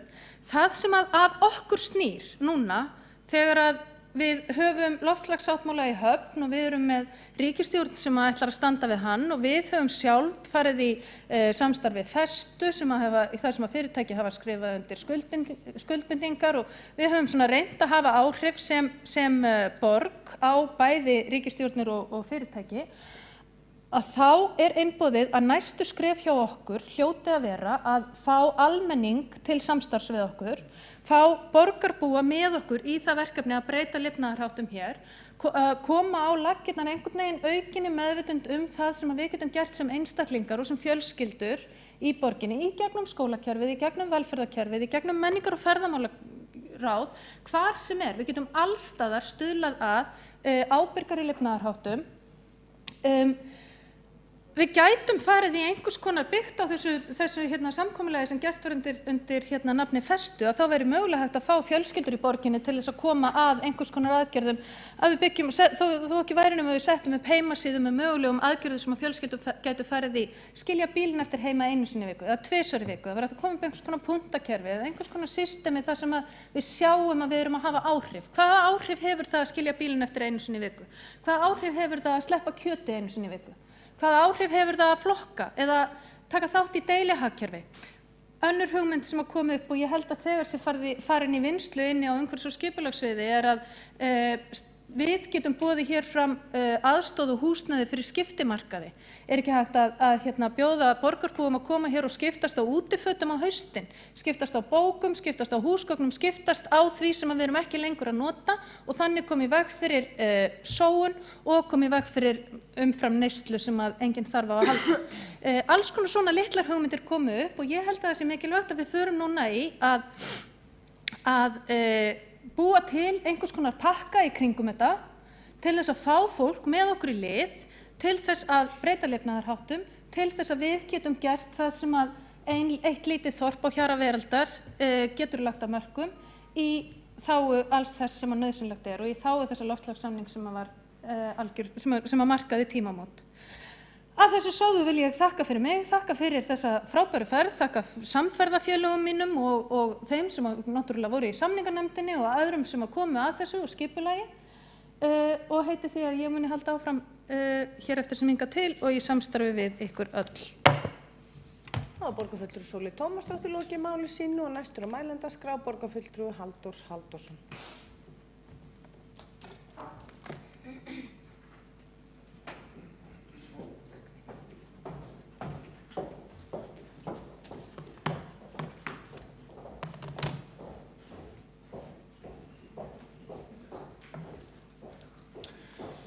Já, forseti og góðir borgarfulltrúar. Hér hafa borgarfulltrúar lýst upplifun sinni af loftslagsráðstefnunni í París og það sem var verið að fjalla bara eitt af stærstu viðfangsefnum sem að við stöndum frammi fyrir á þessari plánetu sem að við byggjum. Það er ekki nokkuð vafi það í mínum huga að þetta er risavaxið verkefni sem að við eigum að taka alvarlega. Og þó að fólk hafi mismunandi skoðanir á því hvaða gráður það séu sem að setja okkur einhver mörk, efri eða neðri mörk, þá snýst þetta líka það að við erum að bæta okkar nánasta umhverfi. Mér finnst það stundum gleymast í þessar umræðu þegar fólk týnir sér í því að vera að takast á það hvað getur gerst sem auðvitað gríðarlega mikilvægt í stóra samhenginu en það er líka í því samhengi mikilvægt að rifja upp allt sem við gerum í okkar næru umhverfi, allt sem við gerum sjálf og allt það sem að borg eins og Reykjavíkurborg getur gert og bara öll sveitarfélög að snýra okkar næru umhverfi og að bæta það, gera betra að búa í borginni, draga úr mengun og þar af leiðandi er betra að vera þar. Og ég ætla að segja það að ég hef svo sannarlega viljað geta upplifað þessa mikilvægu ráðstefnu með ykkur og það stóð svo sem alveg til boða en því miður var því ekki komið við. En ég hef heyrt hérna frá ykkur að þessi ráðstefna hefur haft mikil áhrif á ykkur. Það sem mig langaði til að gera hér í minni ræðu er að fara bara svona aðeins yfir stöðu mála, bara velta upp hvar stöndum við hér á Íslandi, stöndum með þetta mörguleiti mjög vel. Við erum með ríkisstjórn sem að kynnti landsmarkmið, eða forsætisráðherra kynnti landsmarkmið um 40% minni losun gróðurhúsalofttegunda árið 2020 miðað við árið 1990. Og við eigum eftir að sjá þingsályktun frá ríkisstjórninni sem á að leggja fyrir Alþingi þetta mál. Það sem eigi að draga úr nettólosun á Íslandi, það sem alþjóðlegar áherslur eru og verkefni til að draga úr losun á heimsvísu. Þannig að að þetta er alveg gríðarlega metnaðarfull markmið sem að sett eru af hálfu ríkisstjórnar og það er svona áhugavert að velta fyrir sér hvernig mun okkur ganga að ná því. Við erum tekið eftir því að ESB setti sér sem markmið að 2020 markmið að þá væri 20% endurnýjanlegir orkugjafar. Við erum til dæmis varðandi húshitun og rekstur heimila hjá okkur, þá erum við bara í 99% á Íslandi, sem er náttúrulega bara einsdæmi hvað við stöndum vel að því og hvað við höfum gott dæmi vel heppnuð orkuskipti, sérstaklega átaki sem verður í olíukreppinu upp á 1970 þegar að við nýtum okkur þá tækni og þá aðstæður sem við höfum í landinu til þess að nýta endurnýjanlega orkugjafa til þess að kynda okkar húsnæði. Og rafmagnið kemur líka frá endurnýjanlegum orkugjöfum. Þannig að staðan er þannig í fyrra að 71% alls rafmagns sem er framleitt á Íslandi er með vatnsorku. Með jarðvarma tæp 30%, þannig að jarðefnaeldsneyti er bara 0,01%. Framleiðsla rafmagns með jarðefnaeldsneyti, og það er þá væntanlega bara oftast vegna einhverja bilana þegar verið að keyra vélar tímabundi, er 0,01% árið 2014. Þannig að við erum með gríðarlega sterka stöðu hvað þetta varðar og getum auðvitað gert enn betur í þessu hvað varðar orkuskipti varðandi bílaflotan og varðandi skipin. Tæknin vinnur með okkur smá saman í því. Ef við berum okkur saman við ríki Evrópusambandsins þá eru þau aðildarríkin öll sömul innan Evrópusambandsins sjálfs að framleiða helming raforkunar með jarðefnaeldsneyti, gasi, kolum og olíu og 27% með kjarnorku. Og þannig að tækifærin okkar er ekki bara fólgin í því að hversu vel í sveit við erum sett, það er að segja Íslendingar, heldur líka í því hvað eru mikil viðskiptatækifæri, vil ég segja, fyrir okkur Íslendinga þarna úti í því að vinna með okkar tæknilausnir og okkar þekkingu með öðrum þjóðum. Og við erum farin að sjá tölvört mikið það nú þegar, en það á að mínu viti eftir að aukast allverulega. Þannig að víða liggja tækifærin í þessu. Allt er þetta áskoranir, en það eru ótrúlega tækifæri í þessum áskorunum. Og við hefum svona verið að velta fyrir okkur, eða sem sagt, svona áhugavert að velta fyrir sér, og þá ef við tökum stöðuna hér á Íslandi sérstaklega. Ég tók eftir því daginn að þá var þingmaður Sigríður Andersen, þingmaður Sjálfstæðisflokksins, sem að spyr umhverfis- og auðlindaráðherra losun gróðurhúsalofttegunda á Íslandi. Hvernig stöndum við og hvernig skiptist það þurfti að miða við árið 2012. Það var nýjasta matið á losun gróðurhúsalofttegunda með við losunarstöðlana í þessum leiðbeiningum sem að borgarfulltrúi í sæti borgarstjóra í dag, Sigurbjörn Blöndal, fór hérna yfir áðan, IPCC leiðbeiningarnar, að þar var verið að spyrja hvernig þetta skiptist á rafmagn og hita, umferð fólksbíla og svo framvegis og svo framvegis.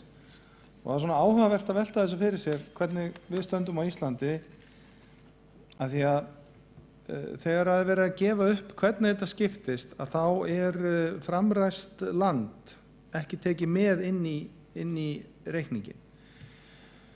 En það mun víst losa ansi mikið og það er einhverjar ástæður fyrir því að það er ekki tekið með. En ef við skoðum þetta aðeins, þá er það þannig að án þess að taka framræst land með, að þá erum við að losa í heild í þúsundum tonna 4.468.000 tonna og við bindum 366.000 eða milljón, þetta væntanlega milljónir. Þannig að við erum nú þegar að binda vegna landgræðslu og skógræktar töluvert og höfum alveg gríðarlega möguleika á því sviði að auka þessa bindingu. Þannig að möguleika okkar sem að tengjast því að moka ofan í skurðina eins og hefur verið talað til þess að draga úr mengun frá framræstu landi snú ekkert bara eingöngu að því, heldur líka því að við getum jafnvel náð í sumum tilfellum meiri árangri með því að gera enn betur í landgræðslu og nýskógrækt. Ef maður horfir á þetta án framræsts mólendis þá er það þannig að samgöngurnar, fólksbílar og aðra samgöngur en fólksbílar eru að leggja sig á 18% og sjávarútvegurinn því til viðbútar með 11%. Þannig að þá erum við komin í tæp 30% samgöngur og sjávarútvegur. En svo er þetta iðnaðurinn með heil 42% af þessu öllu saman. Húshitunin ekki nema 0,2%. Maður undirstrika það sem ég sagði áðan, hversu mikla endurnýjanlega orkugjafa við erum með, reyndar ákveðin mengun frá þessum jarðvarmavirkjunum, eins og við vitum. Ef við tökum svo framræsta landi með, þá breytast þessar tölur allverulega. Að því að framræsta landið á Íslandi, miðað við þetta svar, samsvara 72% af heildarlósun gróðurhúsalofttegunda hér á landi. En það bara ekki tekið með í jöfnuna. Og þá hlutur fólksbíla og bara bíla almennt tæp 4% og sjávarútvegur 3%. Þannig þá erum við að sjá alltaf aðra mynd sjálfu sér. Ég nú bara að tala um þetta að því að minnst skipta máli að við gerum okkur grein fyrir hvar við stöndum í þessu. Ég ekki að tala um þetta vegna þess að ég telji ekki að við eigum að gera eitthvað í varðandi bílana og sjávarútveginn og allt þetta. Við eigum að gera það. Við eigum að gera það vegna þess að það skiptir máli, það hefur áhrif og við eigum að gera það vegna þess að það eru fólgin tækifæri í því. Það eru fólgin tækifæri í því að nýta innlenda orku, spara gjaldeyri með því að nýta sem mesta innlenda orku eins og við gerum í varðandi framleiðslu rafmagns og húshitun. Ekki erum við að flytja inn olíu til þess eða kol og það skiptir máli vegna bara þessu umhverfi sem við búum í. Þannig að þetta allstaðar svona, en maður mætti sletta, vinn-vinn staða sem við erum í hvað þetta varðar. Og það svo ótrúlega gaman að fylgjast með því hvað tæknin að fleyta okkur langt. Eins og þið tókuð eftir þá voru vangaveltur það með nýja Vestmannaeyjaferju, hvernig hún væri ef hún væri rafdrifin. Við sáum hér á höfuðborgarráðstefnu síðastliðið vor að í Þórshöfn í Færeyjum á að setja upp vindmyllu og það á að hlaða ferju með henni, ferju sem gengur minni með til Nólseyjar. Þannig að hún verður rafdrifin. Við höfum séð hér á Íslandi að hvalaskoðunarfyrirtæki á Húsavík hefur breytt einum af sínum knörrum sem gengur bæði fyrir hjálparvél og seglum. Þannig að þegar að skipi gengur fyrir seglum, að þá snýst skrúan vitanlega ofan í sjónum og framleiðir rafmagn. Og miðað við 150 ferðir með þessu skipi, hvalaskoðunarferðir á ári, að þá spara það sem nemur 40 bílum, 40 fólksbílum. Bara í eldsneyti og þar af leiðandi minni mengun. Bara miðað við notkun hjálparvélar á þeim knerri, hvalaskoðunarknerri. Og þetta ég bara að tala hérna vegna þess að þetta tæknin þetta að leysa mjög margt í þessu og eftir því sem að við erum meira meðvituð möguleika tækninar og að þá náum við lengra í þessu málum. Við náum lengra í því að bæta umhverfi, við náum lengra í því að bæta okkar nánasta umhverfi og við náum lengra í því að nýta innlenda orkugjafa. Og þar koma áskoranir fyrir okkur, hér í borgarstjórninni. Og þær snúa einmitt að því að við þurfum að nýta þessi tækifæri í orkuskiptunum og við þurfum að gera það sem við getum til þess að bæta umferðina í borginni. Við komum nú inn á það hér á eftir, sem borgarfulltrúi Júlíus Vífill mun fara yfir okkar tillögur varðandi stokk. En til dæmis hvað varðar möguleika borgarbúa á að hlaða rafbíla, að þá mun það kalla á mjög hraða framþróun á næstu árum. Við þurfum að bregðast mjög hratt við að fólk geti almennt hlaðið rafbíla hér og þar í borginni. Miklu, miklu víðar heldur en á einhvern hraðhleðslu stöðum. Það eru auðvitað mjög mikið fjölbíli hér í borg og það er ekkert allstaðar sem að bíleigundur hafa föst bílastæði. Og við þessu þarf að bregðast. Það þarf að vera mögulegt fyrir núna bara í næstu framtíð, í dag og næstu framtíð, að nálgast eða komast í hleðslu miklu, miklu víðar, og þá er ég bara að tala um heimilishleðslu, ekki hraðhleðslustöðar, miklu, miklu víðar en í dag. Og hvað varðar orkuskiptin, að þá þurfum við líka að horfa á hugtakið orkuskilvirkni, að nýta betur þá orku sem við erum að nota á bílana okkar í dag og draga úr þessu svakalega stoppi bíla sem allir eru í gangi á rauðum ljósum hér og þar borgina og munum einmitt ræða hér undir öðrum dagskrárlið enn betur.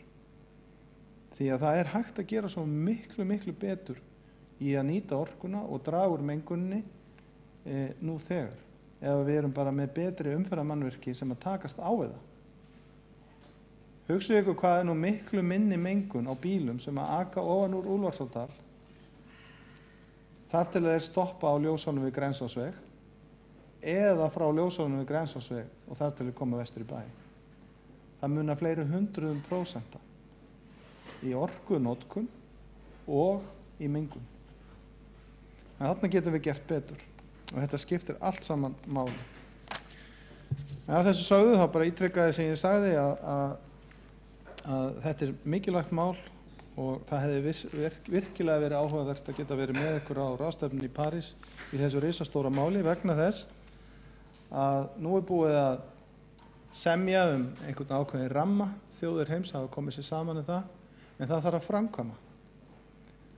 Og sveitarfélaga eins og Reykjavíkurborg hafa miklu meiri möguleika á að framkvæma og framkvæma hraðar heldur en svona ívið þunglamalegra ríkisvald, og ég tala nú ekki sveitarfélög út allan heim. Þau munu standa í aðgerðunum.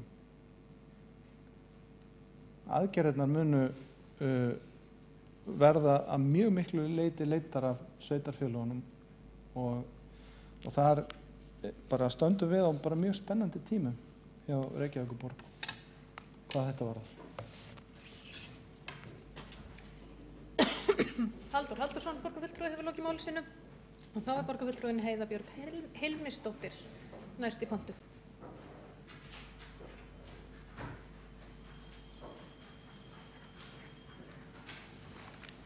Já, kæri forseti og ágætu borgarfulltrúar, ég ætlaði bara rétt að fá að taka þátt í þessari mikilvægu umræðu máli sem margir sé það mikilvægasta sem við erum að kljást við í heiminum í dag. Það er sem sagt hvort að verði til einhver jörð í framtíðinni eða ekki. Og það er vissulega margt sem við getum gert hér í borgarstjórn eins og hefur verið farið í gegnum og ég ætla ekkert að fara að endurtaka það. Það er bara margt sem við getum gert og gott að fá að heyra svona af því sem að þið voruð að læra sem fóru til Parísar á loftslagsráðstefnuna. Það er vissulega mikilvægt að við tökum góðar ákvarðanir. Við þurfum að vanda okkur í samgöngumálum og úrgangsmálum og skipulagsmálum og fleiri málum eins og hér hefur framkomið. Mig langar að taka undir með borgarfulltrúa Sólu Tómasdóttur, forseta borgarstjórnar, með það að við þurfum að huga því alltaf hvaða áhrif okkar ákvarðanir hafa á jöfnuð og jafnt aðgengi borgarbúa og líka að bæði konur og karlar komi að sem flestum starfshópum á okkar vegum, eins og nú reyndar raunin, svona oftast allavega. mér finnst mjög mikilvægt að við svona reynum að virkja borgarbúa með sem mestum hætti í þessu, að fólk upplifi ekki að þetta sé eitthvað sem að þjóðarleiðtogar geta bjarga fyrir okkur. Ég held að við þurfum öll að taka þátt í því að tryggja að við getum áfram búið á jörðinni. Við getum gert það með ýmsum hætti. Við getum til dæmis frætt orkunotkun, hvernig minnka má orkunotkun á heimilum eða fyrir þá sem eru með fyrirtæki. Við getum boðið hjálp og ráð fyrir fólk sem vil rækta sitt eigið grænmeti. Við getum aðstoða fólk sem vil vera með einhvern leyfilegan borgarbúskap. Við getum hvatt Reykvíkinga til þess að jarðgera lífrænan úrgang. Við getum hvatt fólk til þess að fylgjast vel með matvælum sem fara til spillis og svo að sjálfsögðu velja sér vistvænan ferðamáta og annað slíkt sem við erum alltaf að gera. En það sem mér langaði svolítið að fá að koma inn á, sem er svona svolítið áhugamál hjá mér, það er þessi matarsóun, því að það er stór mál. Og það er eitthvað sem svona stundum fólk talar en þar getur hver og einn einstaklingur virkilega lagt mikið af mörkum. Samkvæmt svona amerískum tölum þá fer helmingurinn á grænmeti og ávöxtum sem að fara inn á heimili fólks í forgörðum. Allt upp í 20% af fisk og kjöti og slíkt. Samkvæmt þessum nýju tölum sem komu hérna í þessari könnun sem að Landvernd gerði daginn, hérna í Reykjavík, með styrk frá Reykjavíkurborg, þá virkar þetta nú eins og þetta sé aðeins betra hjá okkur, en enga síður erum við að tala það að matvælum sé hent fyrir 4,5 milljarða króna á reykvískum heimilum á hverju ári. Og það eru sem sagt 5.800 tonn af mat og drykk. Og þá er gott að huga, þarna er verið að tala um mat og drykk sem er hæft í neyslu. Það er ekki verið að tala um eggjaskurn eða bananahýði eða einhvern afskur sem verður til í framleiðsluferlinu. Það má sem sagt reikna út að 4 manna fjölskylda hendi mat fyrir 150.000 krónur á ári. Og í þessu komum við fram að svona sterkasti hvatinn hjá fólki til þess að minnka matarsóun var svona fjárhagslegu hvati, en líka samviskubit sem fólk hefur verið að henda svona miklu mat, skilvirkni, umhverfisáhrif og fæðuskortur annars staðar í heiminum. Fólk hefur svona samviskubit kannski yfir því að henda mat vitandi það að fólk annars staðar sveltur. Þetta það að berjast gegn matarsóun er búið að vera alheimsverkefni og síðustu 2 árin hefur verkefni á vegum Norrænu ráðherranefndarinnar verið styrkt og Ísland tók þátt í því. Þetta er sem sagt kallaði Zero Waste verkefni og Landvernd og Kvenfélagasambandi og Vakandi hafa staðið fyrir því. Og fjölmargir viðburðir á þeirra vegum verið og ég held að við í Reykjavík getum hæglega einhvern veginn komið inn í það og hjálpa þeim að koma þessum mikilvæga boðskap betur á framfæri.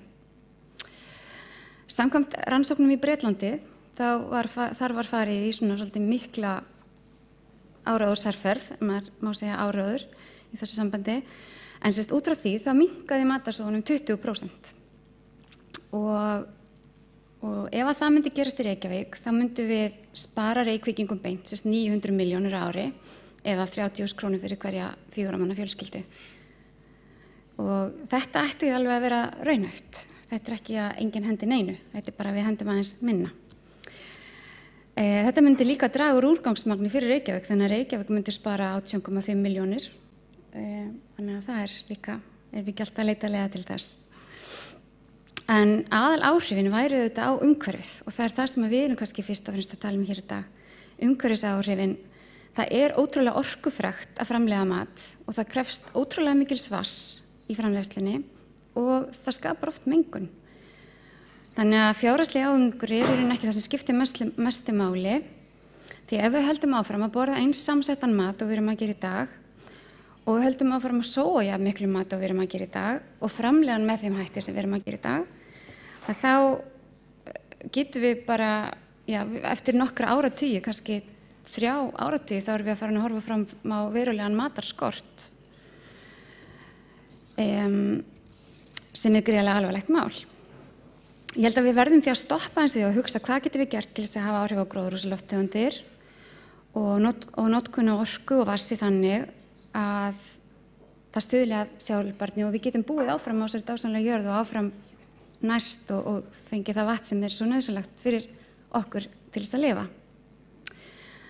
Sem dæmi það tala 7% jarðarbúa núna þar sem ekki aðgangur að hreinu vatni, en ef að framheldur sem horfir og við breytum engu þá verður það 2050 tæplega 70% jarðarbúa sem ekki hafa aðgang að hreinu vatni. Og mesta vatninu sem notað, 70% af því ferska vatni sem við notað í dag, það fer í matvælaframleiðslu. Við erum bara að nota 10% beint sjálf, síðan 20% iðnað, en 70% af vatninu, ferska vatninu sem við erum að nota í dag, fer í matvælaframleiðslu. Og ég held að fólk sé almennt ekki kannski meðvitað það.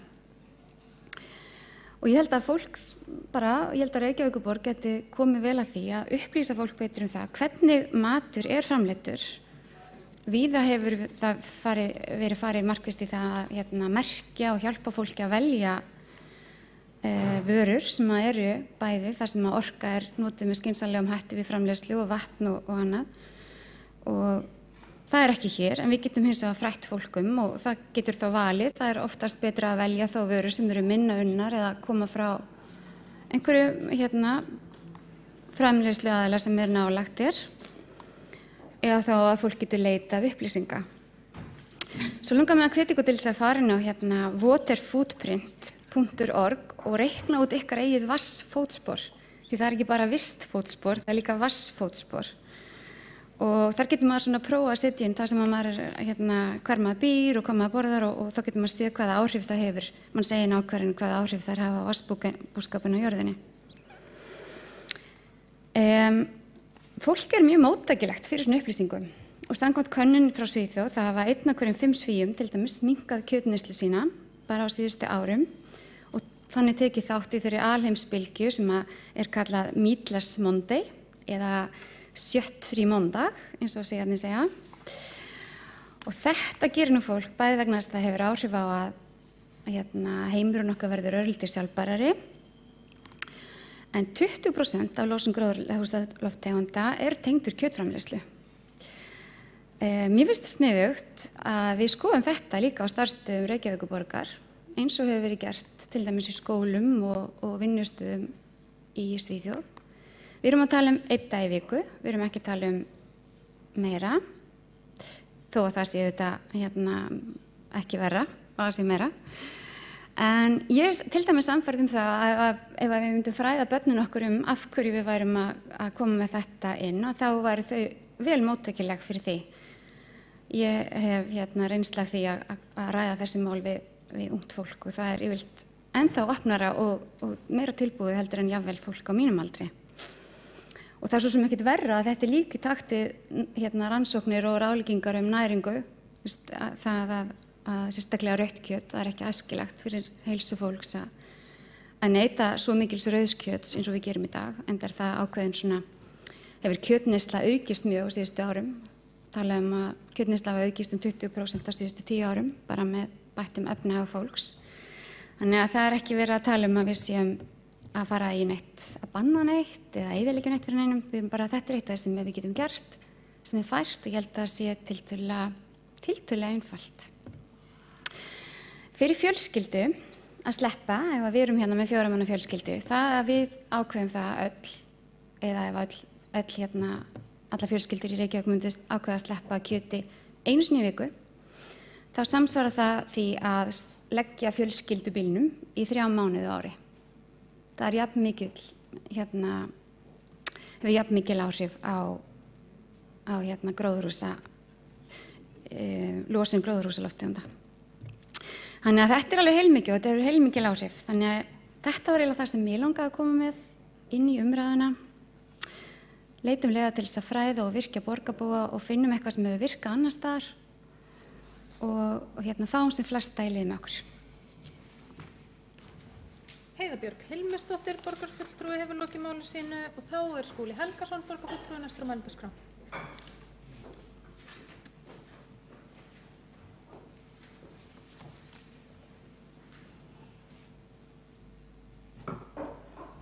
Forseti, ágæta borgarstjórn. Þetta góð og mikilvæg umræða sem við tökum hér í kjölfarið Parísarfundarins og vel hefur verið farið yfir reynsluna af þeim fundi, sjónarhorn borgarfulltrúa af því sem þar fór fram og mikið fagnaðarefni að þar náðist niðurstaða, vonandi sögulegt samkomulag, þó að svona maður hafi tilhneigingu til þess að taka því með ákveðnum fyrirvara í ljósi sögunar. Borgarfulltrúi Björn Blöndal fór yfir það hér að það eru strax viðbrögð frá Bandaríkjunum, frá leiðtogum repúblíkana í fulltrúadeildinni sem að sýna að Björnin alls ekki unnin þó að menn hafi náð saman um þetta samkomulag og forsetakosningar í Bandaríkjunum á næsta ári geta haft áhrif á þá viðhorfsbreytingu sem hefur átt sér stað meðal stjórnvalda þar í landi undanfarin misseri. En líka rétt að hafa í huga að þó svona menn hafi náð saman í vísindasamfélaginu það að það sé í raun og veru ekki deilt þar lengur að loftslagsvandinn sé í fyrsta lagi til staðar og í öðru lagi tilkominn af mannavöldum að þá mjög hávær hópur lukkuriddara, ekki síst í Bandaríkjunum en svo sem víðar, sem að hefur gert það að atvinnu sinni að sá efasemdar fræjum að loftslagsvandinn sé af mannavöldum tilkominn og þeir hafa náð miklu rými í opinberri umræðu þó að þeir hafi í raun og veru engan vísindalegan grundvöll sem að styðja sinn málflutning. Ríkisstjórnin samþykkti aðgerðaáætlun í loftslagsmálum í nóvember og þar margt ágætt þó að sú áætlun hafi sætt gagnrýni fyrir að vera mjög almennt orðuð og sumir hafa gagnrýnt það eða haft efasemdir að sú áætlun muni raunverulega leiða til breytingar sem að duga til að draga verulega úr losun hér á landi. Ég vil aðeins svona fjalla kannski heildarmyndina og taka einhverju leyti undir það sem að kom fram í máli borgarfulltrúa Halldórssonar hér áðan það hvað það sem að raun og veru þyngst á vogarskálunum þegar við horfum á Ísland og losun okkar og það mjög sláandi þó að við séum eðlilega hér í borgarsamfélaginu upptekin af hlutum sem að við getum haft áhrif á, samgöngurnar sérstaklega, atferli okkar sjálfra inn á heimilunum og í fyrirtækjunum, fræðslu í skólum og svo framvegis að það á vettvangi landsmálana þar sem að stóru liðirnir og þar svona ákveðin merki sem við þurfum að taka mark á. Og mér fannst það merkileg yfirlýsing sem kom frá umhverfisráðherra Sigrúnu Magnúsdóttur í kjölfar Parísarfundarins þar sem hún talaði það að viðhorfsbreyting væri mikilvægasta verkefni í loftslagsmálum á Íslandi. Ég held að það sé rétt upp á vissum marki en aðarlega þó rangt hjá ráðherranum. Ég held að það sé rangt að því leyti að það sé þörf á gagngerri viðhorfsbreytingu hjá almenningi, hjá fyrirtækjum í atvinnulífinu, hjá skólum á Íslandi. Ég held að íslenskt samfélag sé að verulegu leyti tilbúið fyrir þau skref sem að þarf að stíga til þess að ná verulegum árangri í loftslagsmálum og við sjáum það á ýmsu, það mikill áhugi á umhverfismálum og náttúruvernd meðal almennings. Atvinnulífið að vakna til vitundar og það mjög athyglisvert í meiri mæli núna heldur en var fyrir örfáum árum síðar mikilvægi alvöru aðgerða til þess að draga úr loftslagsvandanum og þessi yfirlýsing sem að 110 fyrirtæki í borginni í samvinnu við borgarstjórn borgaryfirvöld skrifuð undir daginn mjög merkileg og hún sýnir að atvinnugreinar sem að hingað til hafa ekki beitt sér mikið í þessum málum eins og sjávarútvegurinn sérstaklega mjög að vakna til vitundar mikilvægi þess að stíga núna alvöru skref. Enda það þannig að skuggaleg framtíðarsýn varðandi til dæmis súrnun hafsins að hún mun koma sérstaklega illa við Ísland, við íslenskan sjávarútveg og reyndar allan efnahag hér á landi.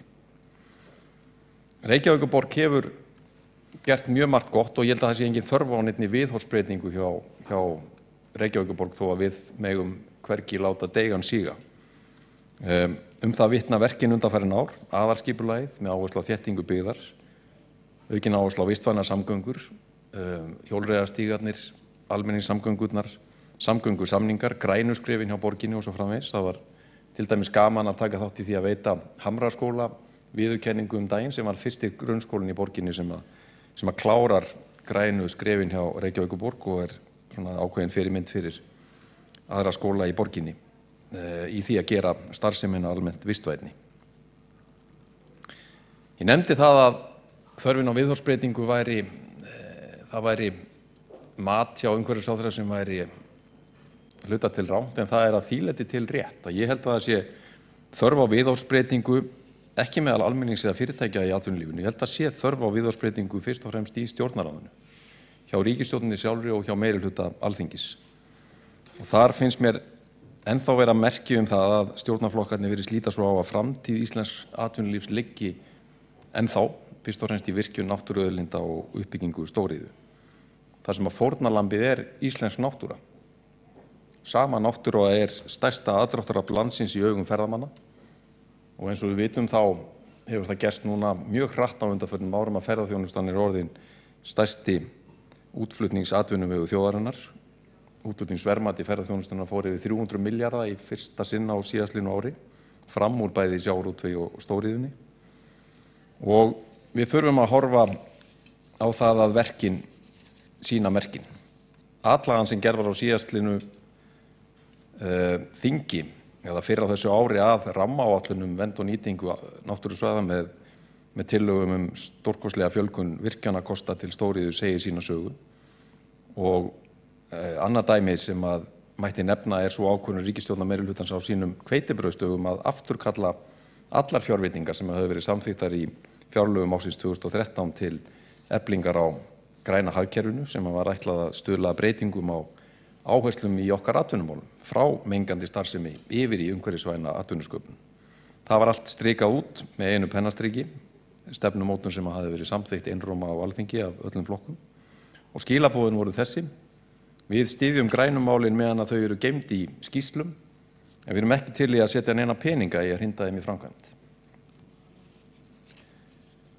Nú, tölur frá Umhverfisstofnun Evrópu sýna að útblástur kolefnis á hvern íbúa næstmestur á Íslandi á eftir Luxemburg og þar spila, eins og Halldór Halldórsson borgarfulltrúi kom inn í, skurðir í landið, svokölluð framræsla lands, stærsta hlutverkið, mun stærra en allur iðnaður og samgöngur í landinu til samans. Losun gróðurhúsalofttegunda vegna landnýtingar á Íslandi 12.000 kílótonn á meðan öll önnur losun telur 4.500 kílótonn. Og langstærsti hluti þessara losunar vegna framræslu skurða eða eitthvað í kringum 70%. Og það athyglisvert og dálítið í takt við það sem ég vil kalla flóttalega stefnu stjórnvalda á undanförnum áratugum að hingað til hefur þessi losun vegna landnýtingar ekki verið talin með í losunarbúskap Íslendinga, rétt eins og við höfum markað á stefnu að vera sífellt að leita að undanþágum frá því að losun vegna stóriðjunnar telji inn í okkar búskap. Hingað til hefur ekki verið gert ráð fyrir þessari losun en á næsta skuldbindingatímabili mun verða breyting þar á og framræsla lands og endurheimt votlendis á móti verður inn í markmiðunum. Það athyglisvert og má vekja athygli á því að í fréttatímanum á dögunum var vitnað í Ragnhildi Sigurðardóttur, vistfræðing og bónda sem vakti athygli á því að stjórnvöld hefðu á undanförnum áratugum varið tugum milljóna í styrki til bænda til þess að viðhalda gamalli framræslu lands, gömlum skurðum sem þurrkuðu upp votlendi. Og þar benti Ragnhildur á það í sínu máli að þó ekki væri lengur heimilt að greiða bændum fyrir nýja skurði, þá væri verið að veita styrki í að viðhalda eldri skurðum og enn væru bændur á Suðurlandi að grafa skurði í stað þess að setja niður girðingar. Þannig hafa 1000 kílómetrar af nýjum skurðum verið grafnir bara í Árnes og Rangárvallasýslum á undanförnum árum, sem þýðir að endurheimt votlendis á þessum svæðum nemur bara 1% af því sem grafið af nýjum skurðum. Mikil umræða verið lengi endurheimt votlendis en árangurinn lítill. Einungis 6 ferkílómetrar verið endurheimtir á síðastliðnum 20 árum af þeim tæplega 4.000 sem að ræstir voru fram í landinu. Forseti ágæta borgarstjórn. Það þarf að breyta viðhorfum, sérstaklega í stjórnarráðinu, en það eitt stærsta verkefnið hjá okkur sem samfélagi að draga úr losun vegna landnýtingar á Íslandi. Og ef við náum árangri þar, þá myndum við með skjótvirkum hætti komast afar langt í að ná því markmiði að losun dragist saman 40%. Það er vissulega verkefni ríkisstjórnarinnar en við þurfum að hafa heildarmyndina undir í samskiptum okkar við ríkisvaldið og hér á vettvangi borgarinnar er mikilvægt að skerpa enn frekar á þeim áherslum sem að borgin hefur markað með aðalskipulaginu samdrátt á losun vegna samgangna meðal annars með þéttingu byggðar, með aukinni áherslu á vistvænar samgöngur, með því að hvetja til aukinna orkuskipta, með ábyrgri úrgangsstefnu og að sjálfsögðu með aukinni fræðslu í skólum vistvænan lífstíl, breytingum varðandi samsetningu á skólamáltíðum og svo framvegis. Skúli Helgason, borgarfulltrúi, hefur lokið máli sínu og þá komið að Kjartani Magnússyni, borgarfulltrúa, að taka til máls.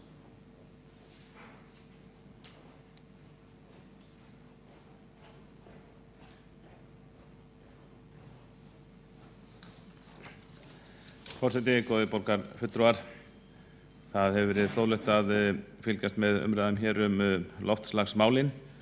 Það er greinilegt að ýmsir borgarfulltrúar sem fóru á loftslagsráðstefnuna í París eru mjög upprifnir út af þeirri reynslu, eru vonandi margs vísari og sumir hafa lýst þessu sem mjög sérstakri upplifun að hafa farið til Parísar. Mikið upplifanir. Þarna var Al Gore sem fann upp internetið og alls konar fleira fólk og ef maður á með við þá sem voru hérna í, svo maður segi, name dropping hérna áðan.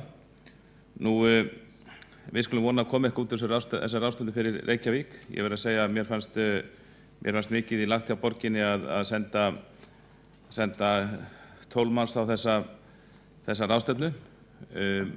Síðan er borgarstjóri núna, hann er á fjármálaráðstefnu í Kaupmannahöfn, væntanlega bara einn þar eða kannski við annan mann.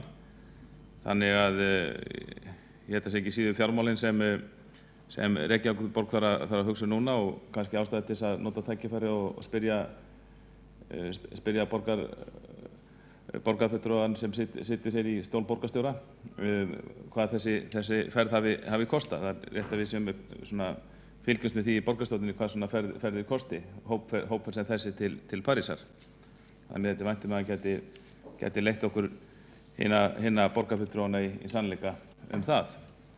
Nú, en árangurinn í París, hann á vonandi eftir að koma í ljós.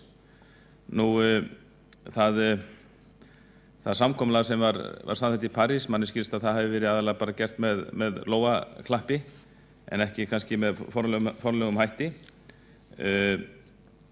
Það er mjög skiljanlegt að borgarfulltrúar skuli lýsa af hrifningu upplifun sinni frá París en ég held að þeir ættu, kannski ekki síst þeir sem fóru til Parísar og kynntu þessu málin, að þeir ættu að kynna sér í rauninni hvaða árangri aðrar ráðstefnur hafa skilað á undan. Hvort þetta er ekki fyrsta alþjóðlega ráðstefnan sem er haldin þetta mikilvæga mál. Það var ein í Kyoto 1997, það var Rio 2008, Kaupmannahöfn 2009 og það var þegar þær ráðstefnur voru gerðar upp, þá þótti mönnum það miður að það gekk mjög illa á þessum ráðstefnum að ná lagalega bindandi samkomulagi losun frá einstökum þjóðum eða álfum eða heiminum öllum. Það gekk líka, menn ætluðu sér kannski of þarna að fjármagna lausnir, varanlega lausnir í loftslagsmálum.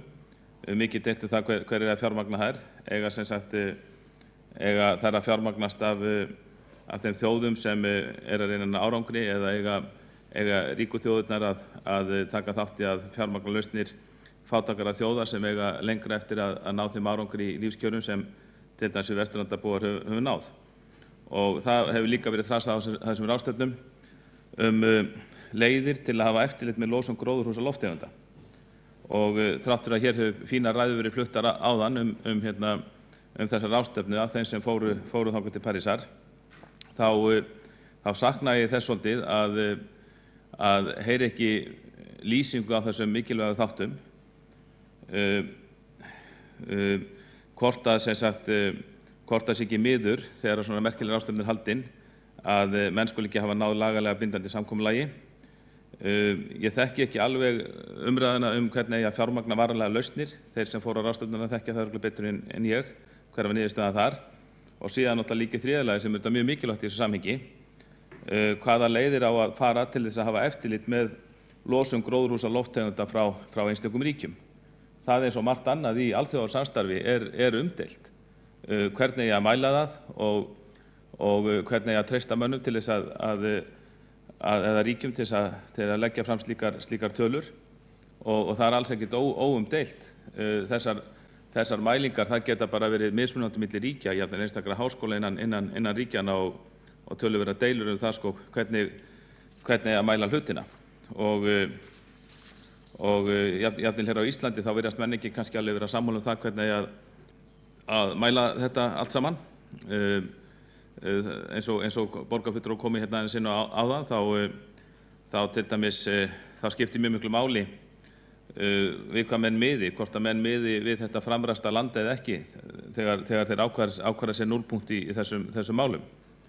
Nú, ef að við tökum það hljóta nú að vera vöndu vinnubrögð að taka allt með í dæmið, þá skiptir þetta miklu máli að samkvæmt tölum sko frá umhverfisráðuneytinu, þá þegar við erum að tala losun gróðurhúsalofttegunda á Íslandi, þá megi rekja 72% til framræðslu lands, 4% til annars landbúnaðar. Ef við leggjum þetta tvennt saman, þá erum við að tala að landbúnaðurinn standi fyrir þá 76% af þessu öllu saman, iðnaðar og efnanotkun 12%, fólksbílar 4%, oft finnst manni miðað við umræðuna hér að það væri miklu hærra hlutfall, 3% í sjávarútvegi og 1% síðan aðrar samgöngur.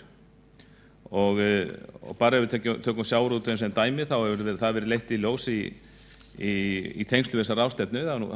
Ég tek það nú fram, það er nú eitt að góða við þessar ráðstefnu, hún hefur stuðlað að umræðum þessi mál víða heim og ekki síst hér á Íslandi. Það hefur verið mikill áhugi fyrir þessu síðustu vikur í fjölmiðlunum, en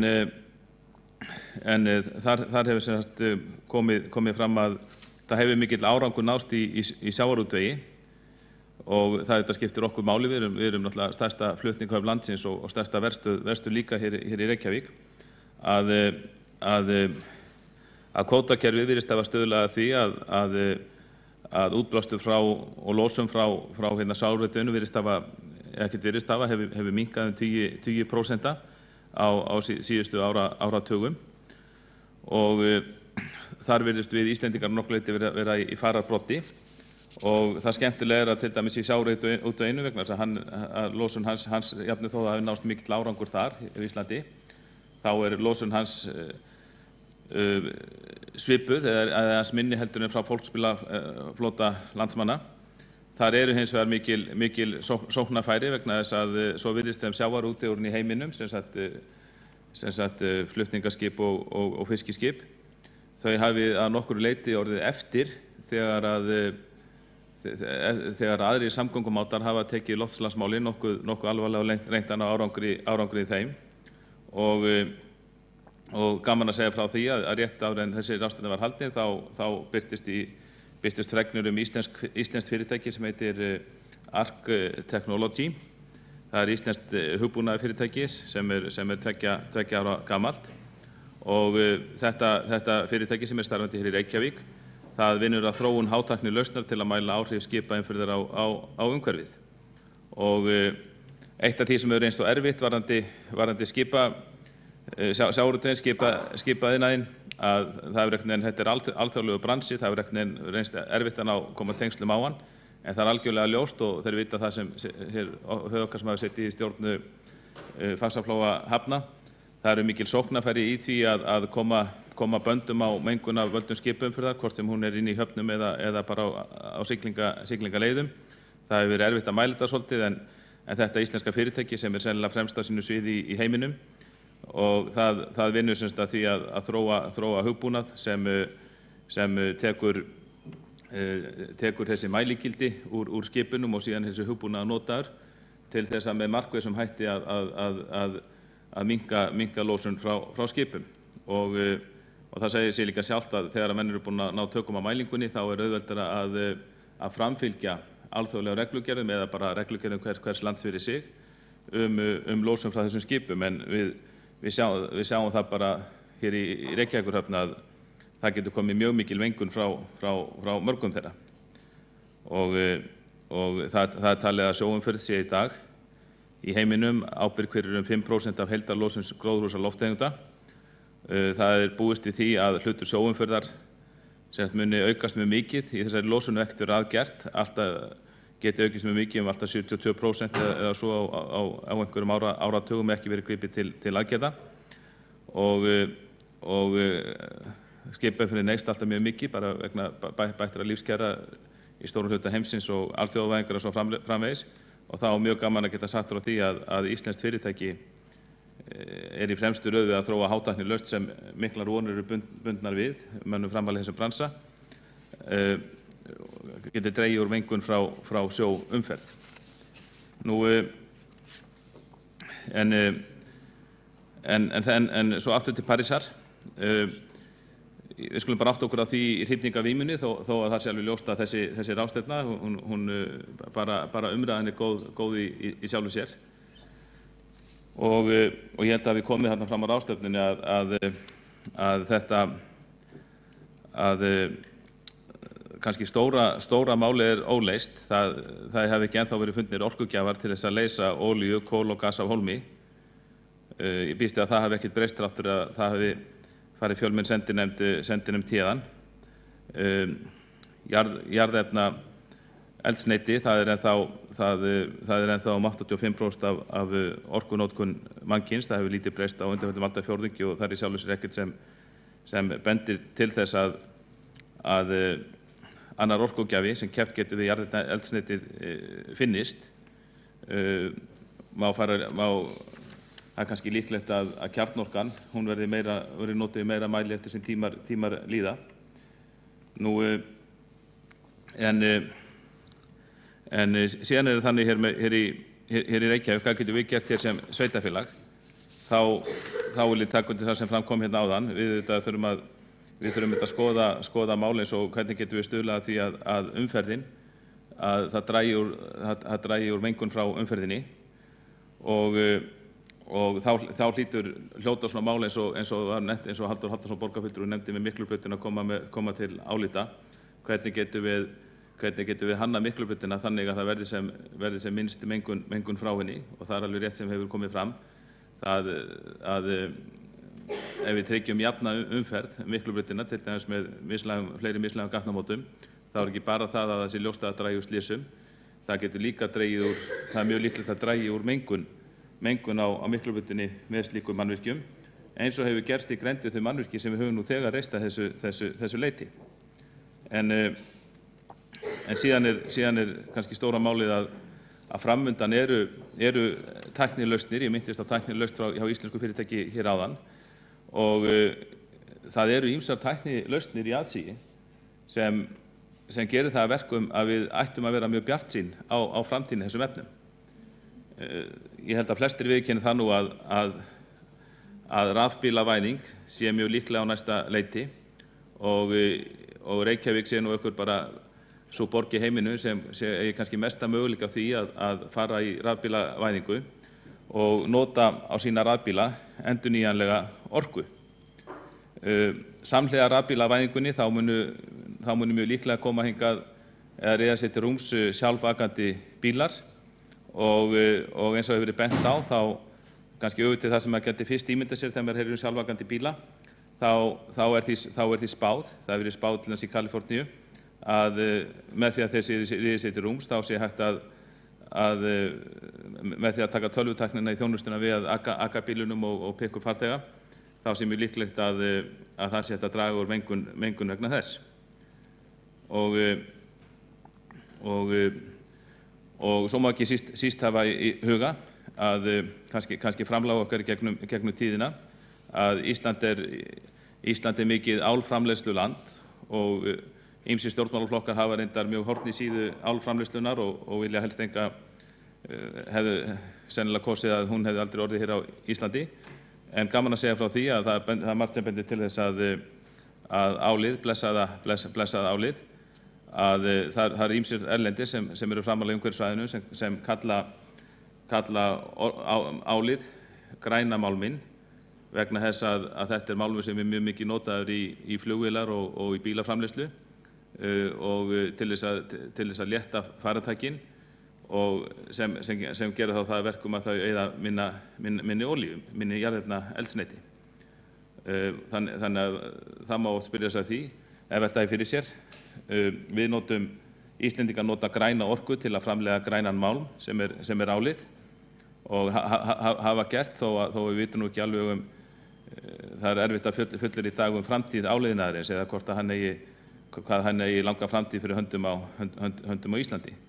En að minnst er það þannig að Íslendingar þurfum ekki að skammast okkar í umhverfismálunum en að sjálfsögðu þá er alltaf tækifæri til þess að gera betur og sjálfsagt að nýta svona athygli sem verður til í kringum ráðstefnu eins og þessa til þess að við lítum í einn barm og skoðum hvernig við getum vandað okkur enn betur í umhverfismálunum þó við höfum að mörgu leyti náð góðum árangri. Ég hjó eftir því að Ásbjörn Blöndal, borgarfulltrúi, sagði í ræðunni hér áðan að hann bar greinilega mikinn kvíðboð fyrir því að ef að repúblikanar næðu völdum í Bandaríkjunum og þá myndi mál skipast í verri vegar og bara rétt upplýsandi það að repúblikanar, þessi hræðilegi flokkur, hann er með meirihluta í báðum deildum Bandaríkjaþings. Þannig að þeir eru með ákveðnum hætti þá eru þeir nú þegar við völd þó að það sé ágætis forseti líka og þessar blokkir eiga þetta í ákveðnu samstarfi stjórnmál í Bandaríkjunum. Borgarfulltrúi Kjartan Magnússon hefur lokið máli sínu og þá er Halldór Auðar Svansson, borgarfulltrúi næstur á mælendaskrá.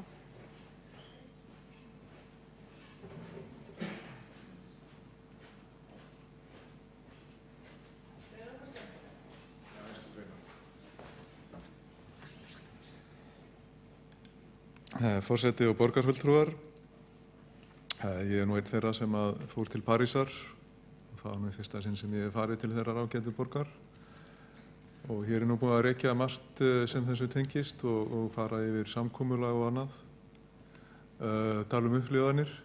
Ég held að ég tali bara aðeins mínar eigin upplifanir og það sem að mér finnst skipta máli.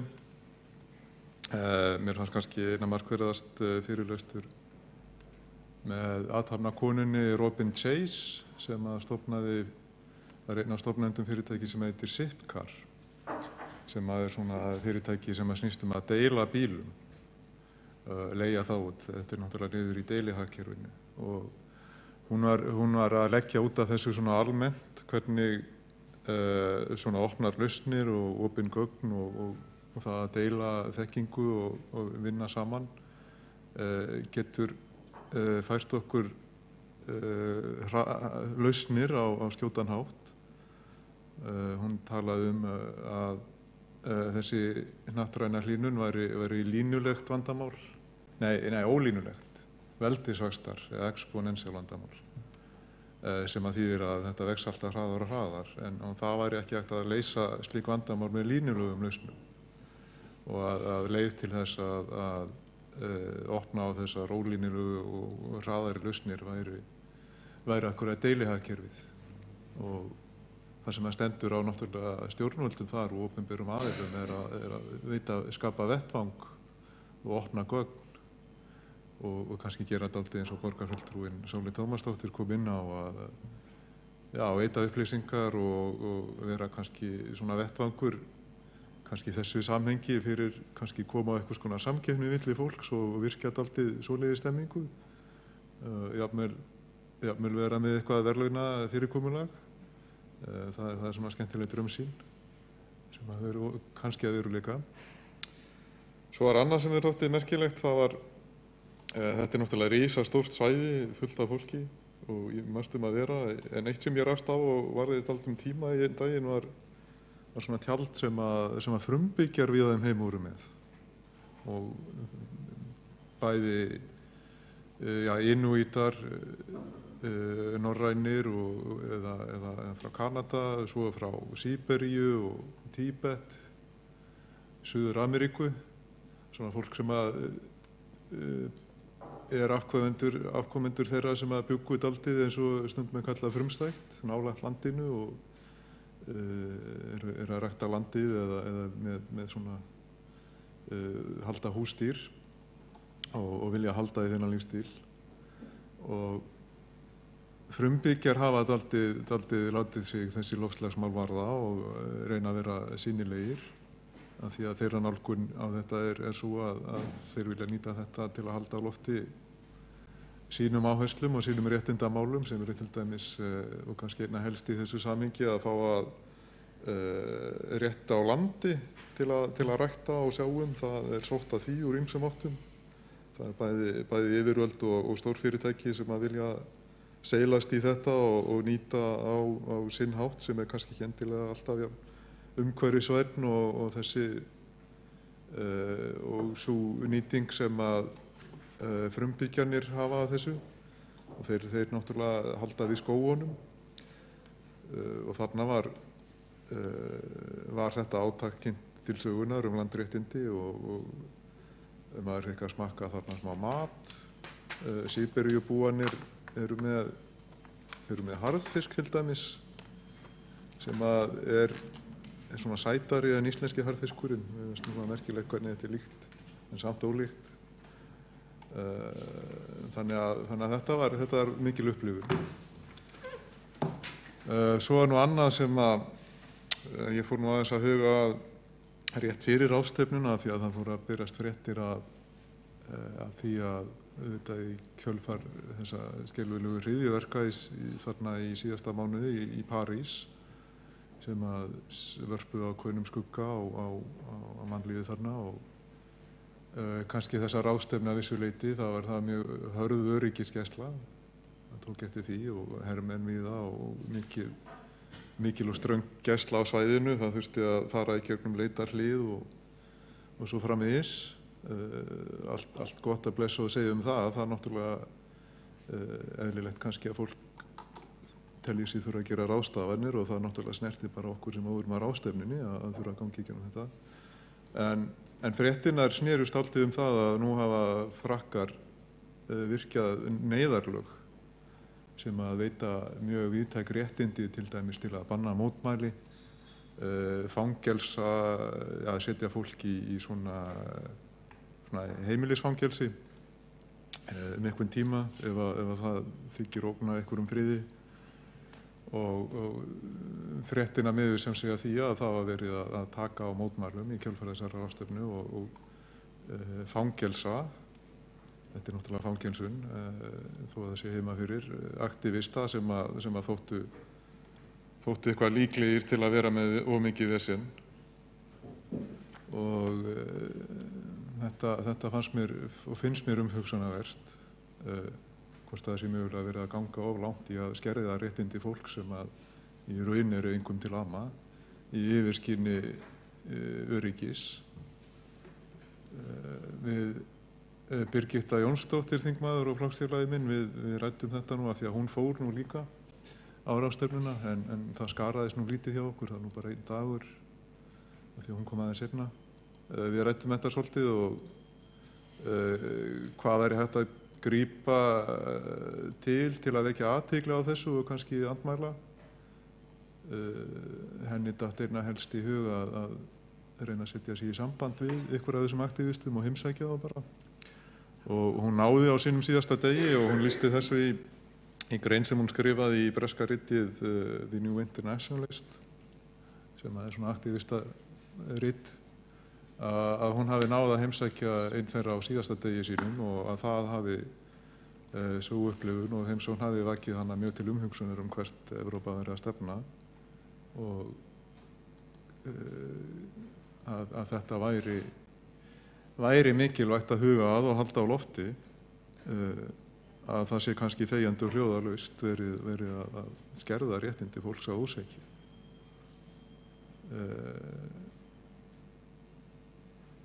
Og já, ég mæli, þessi grein til dæmis sem sé á netinu og ég mæli með lestri hennar, hún er á ensku og hún fer alltaf yfir sína á þessa ráðstefnu þar.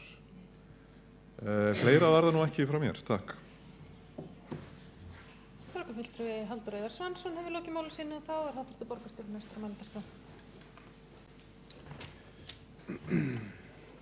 Já, forseti, ágætu borgarfulltrúar. Ég vil nú þakka fyrir þessa í megindráttum ágætu umræðu sem hér hefur farið fram. Það er auðvitað mikilvægt bara í þessum loftslagsmálum þá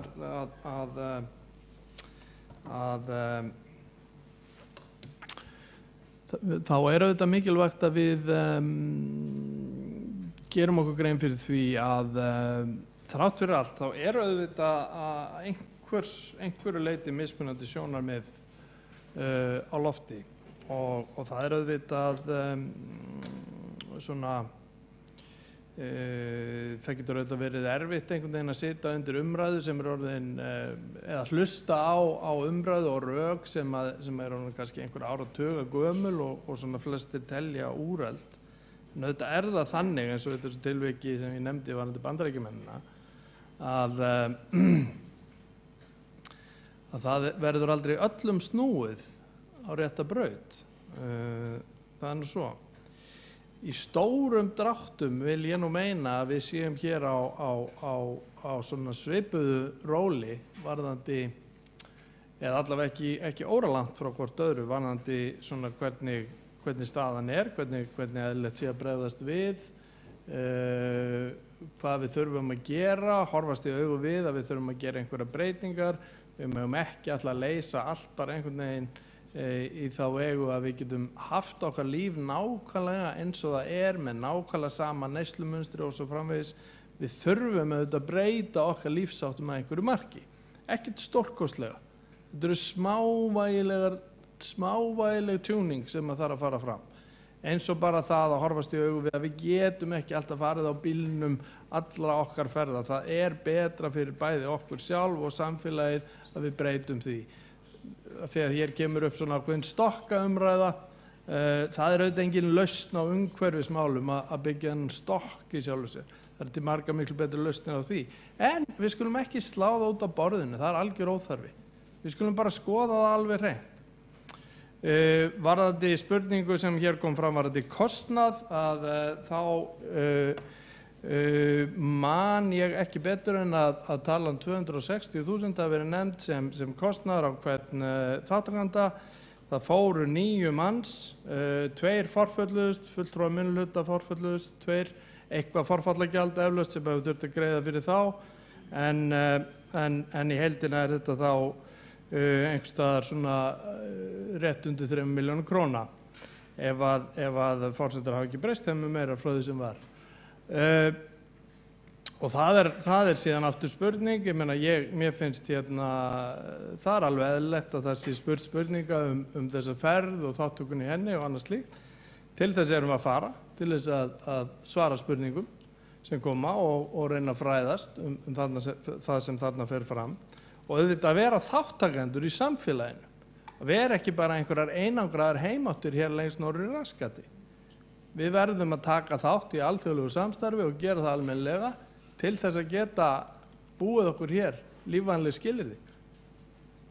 En eins og ég segi, þessi umræða bara afbragðsgóð og þakka fyrir hana, hlakka til að takast á við þessi mál með ykkur hér í borgarstjórn eins og borgarfulltrúi Hjálmar Sveinsson kom inn á og fleiri borgarfulltrúar, Sólveig Tómasdóttir.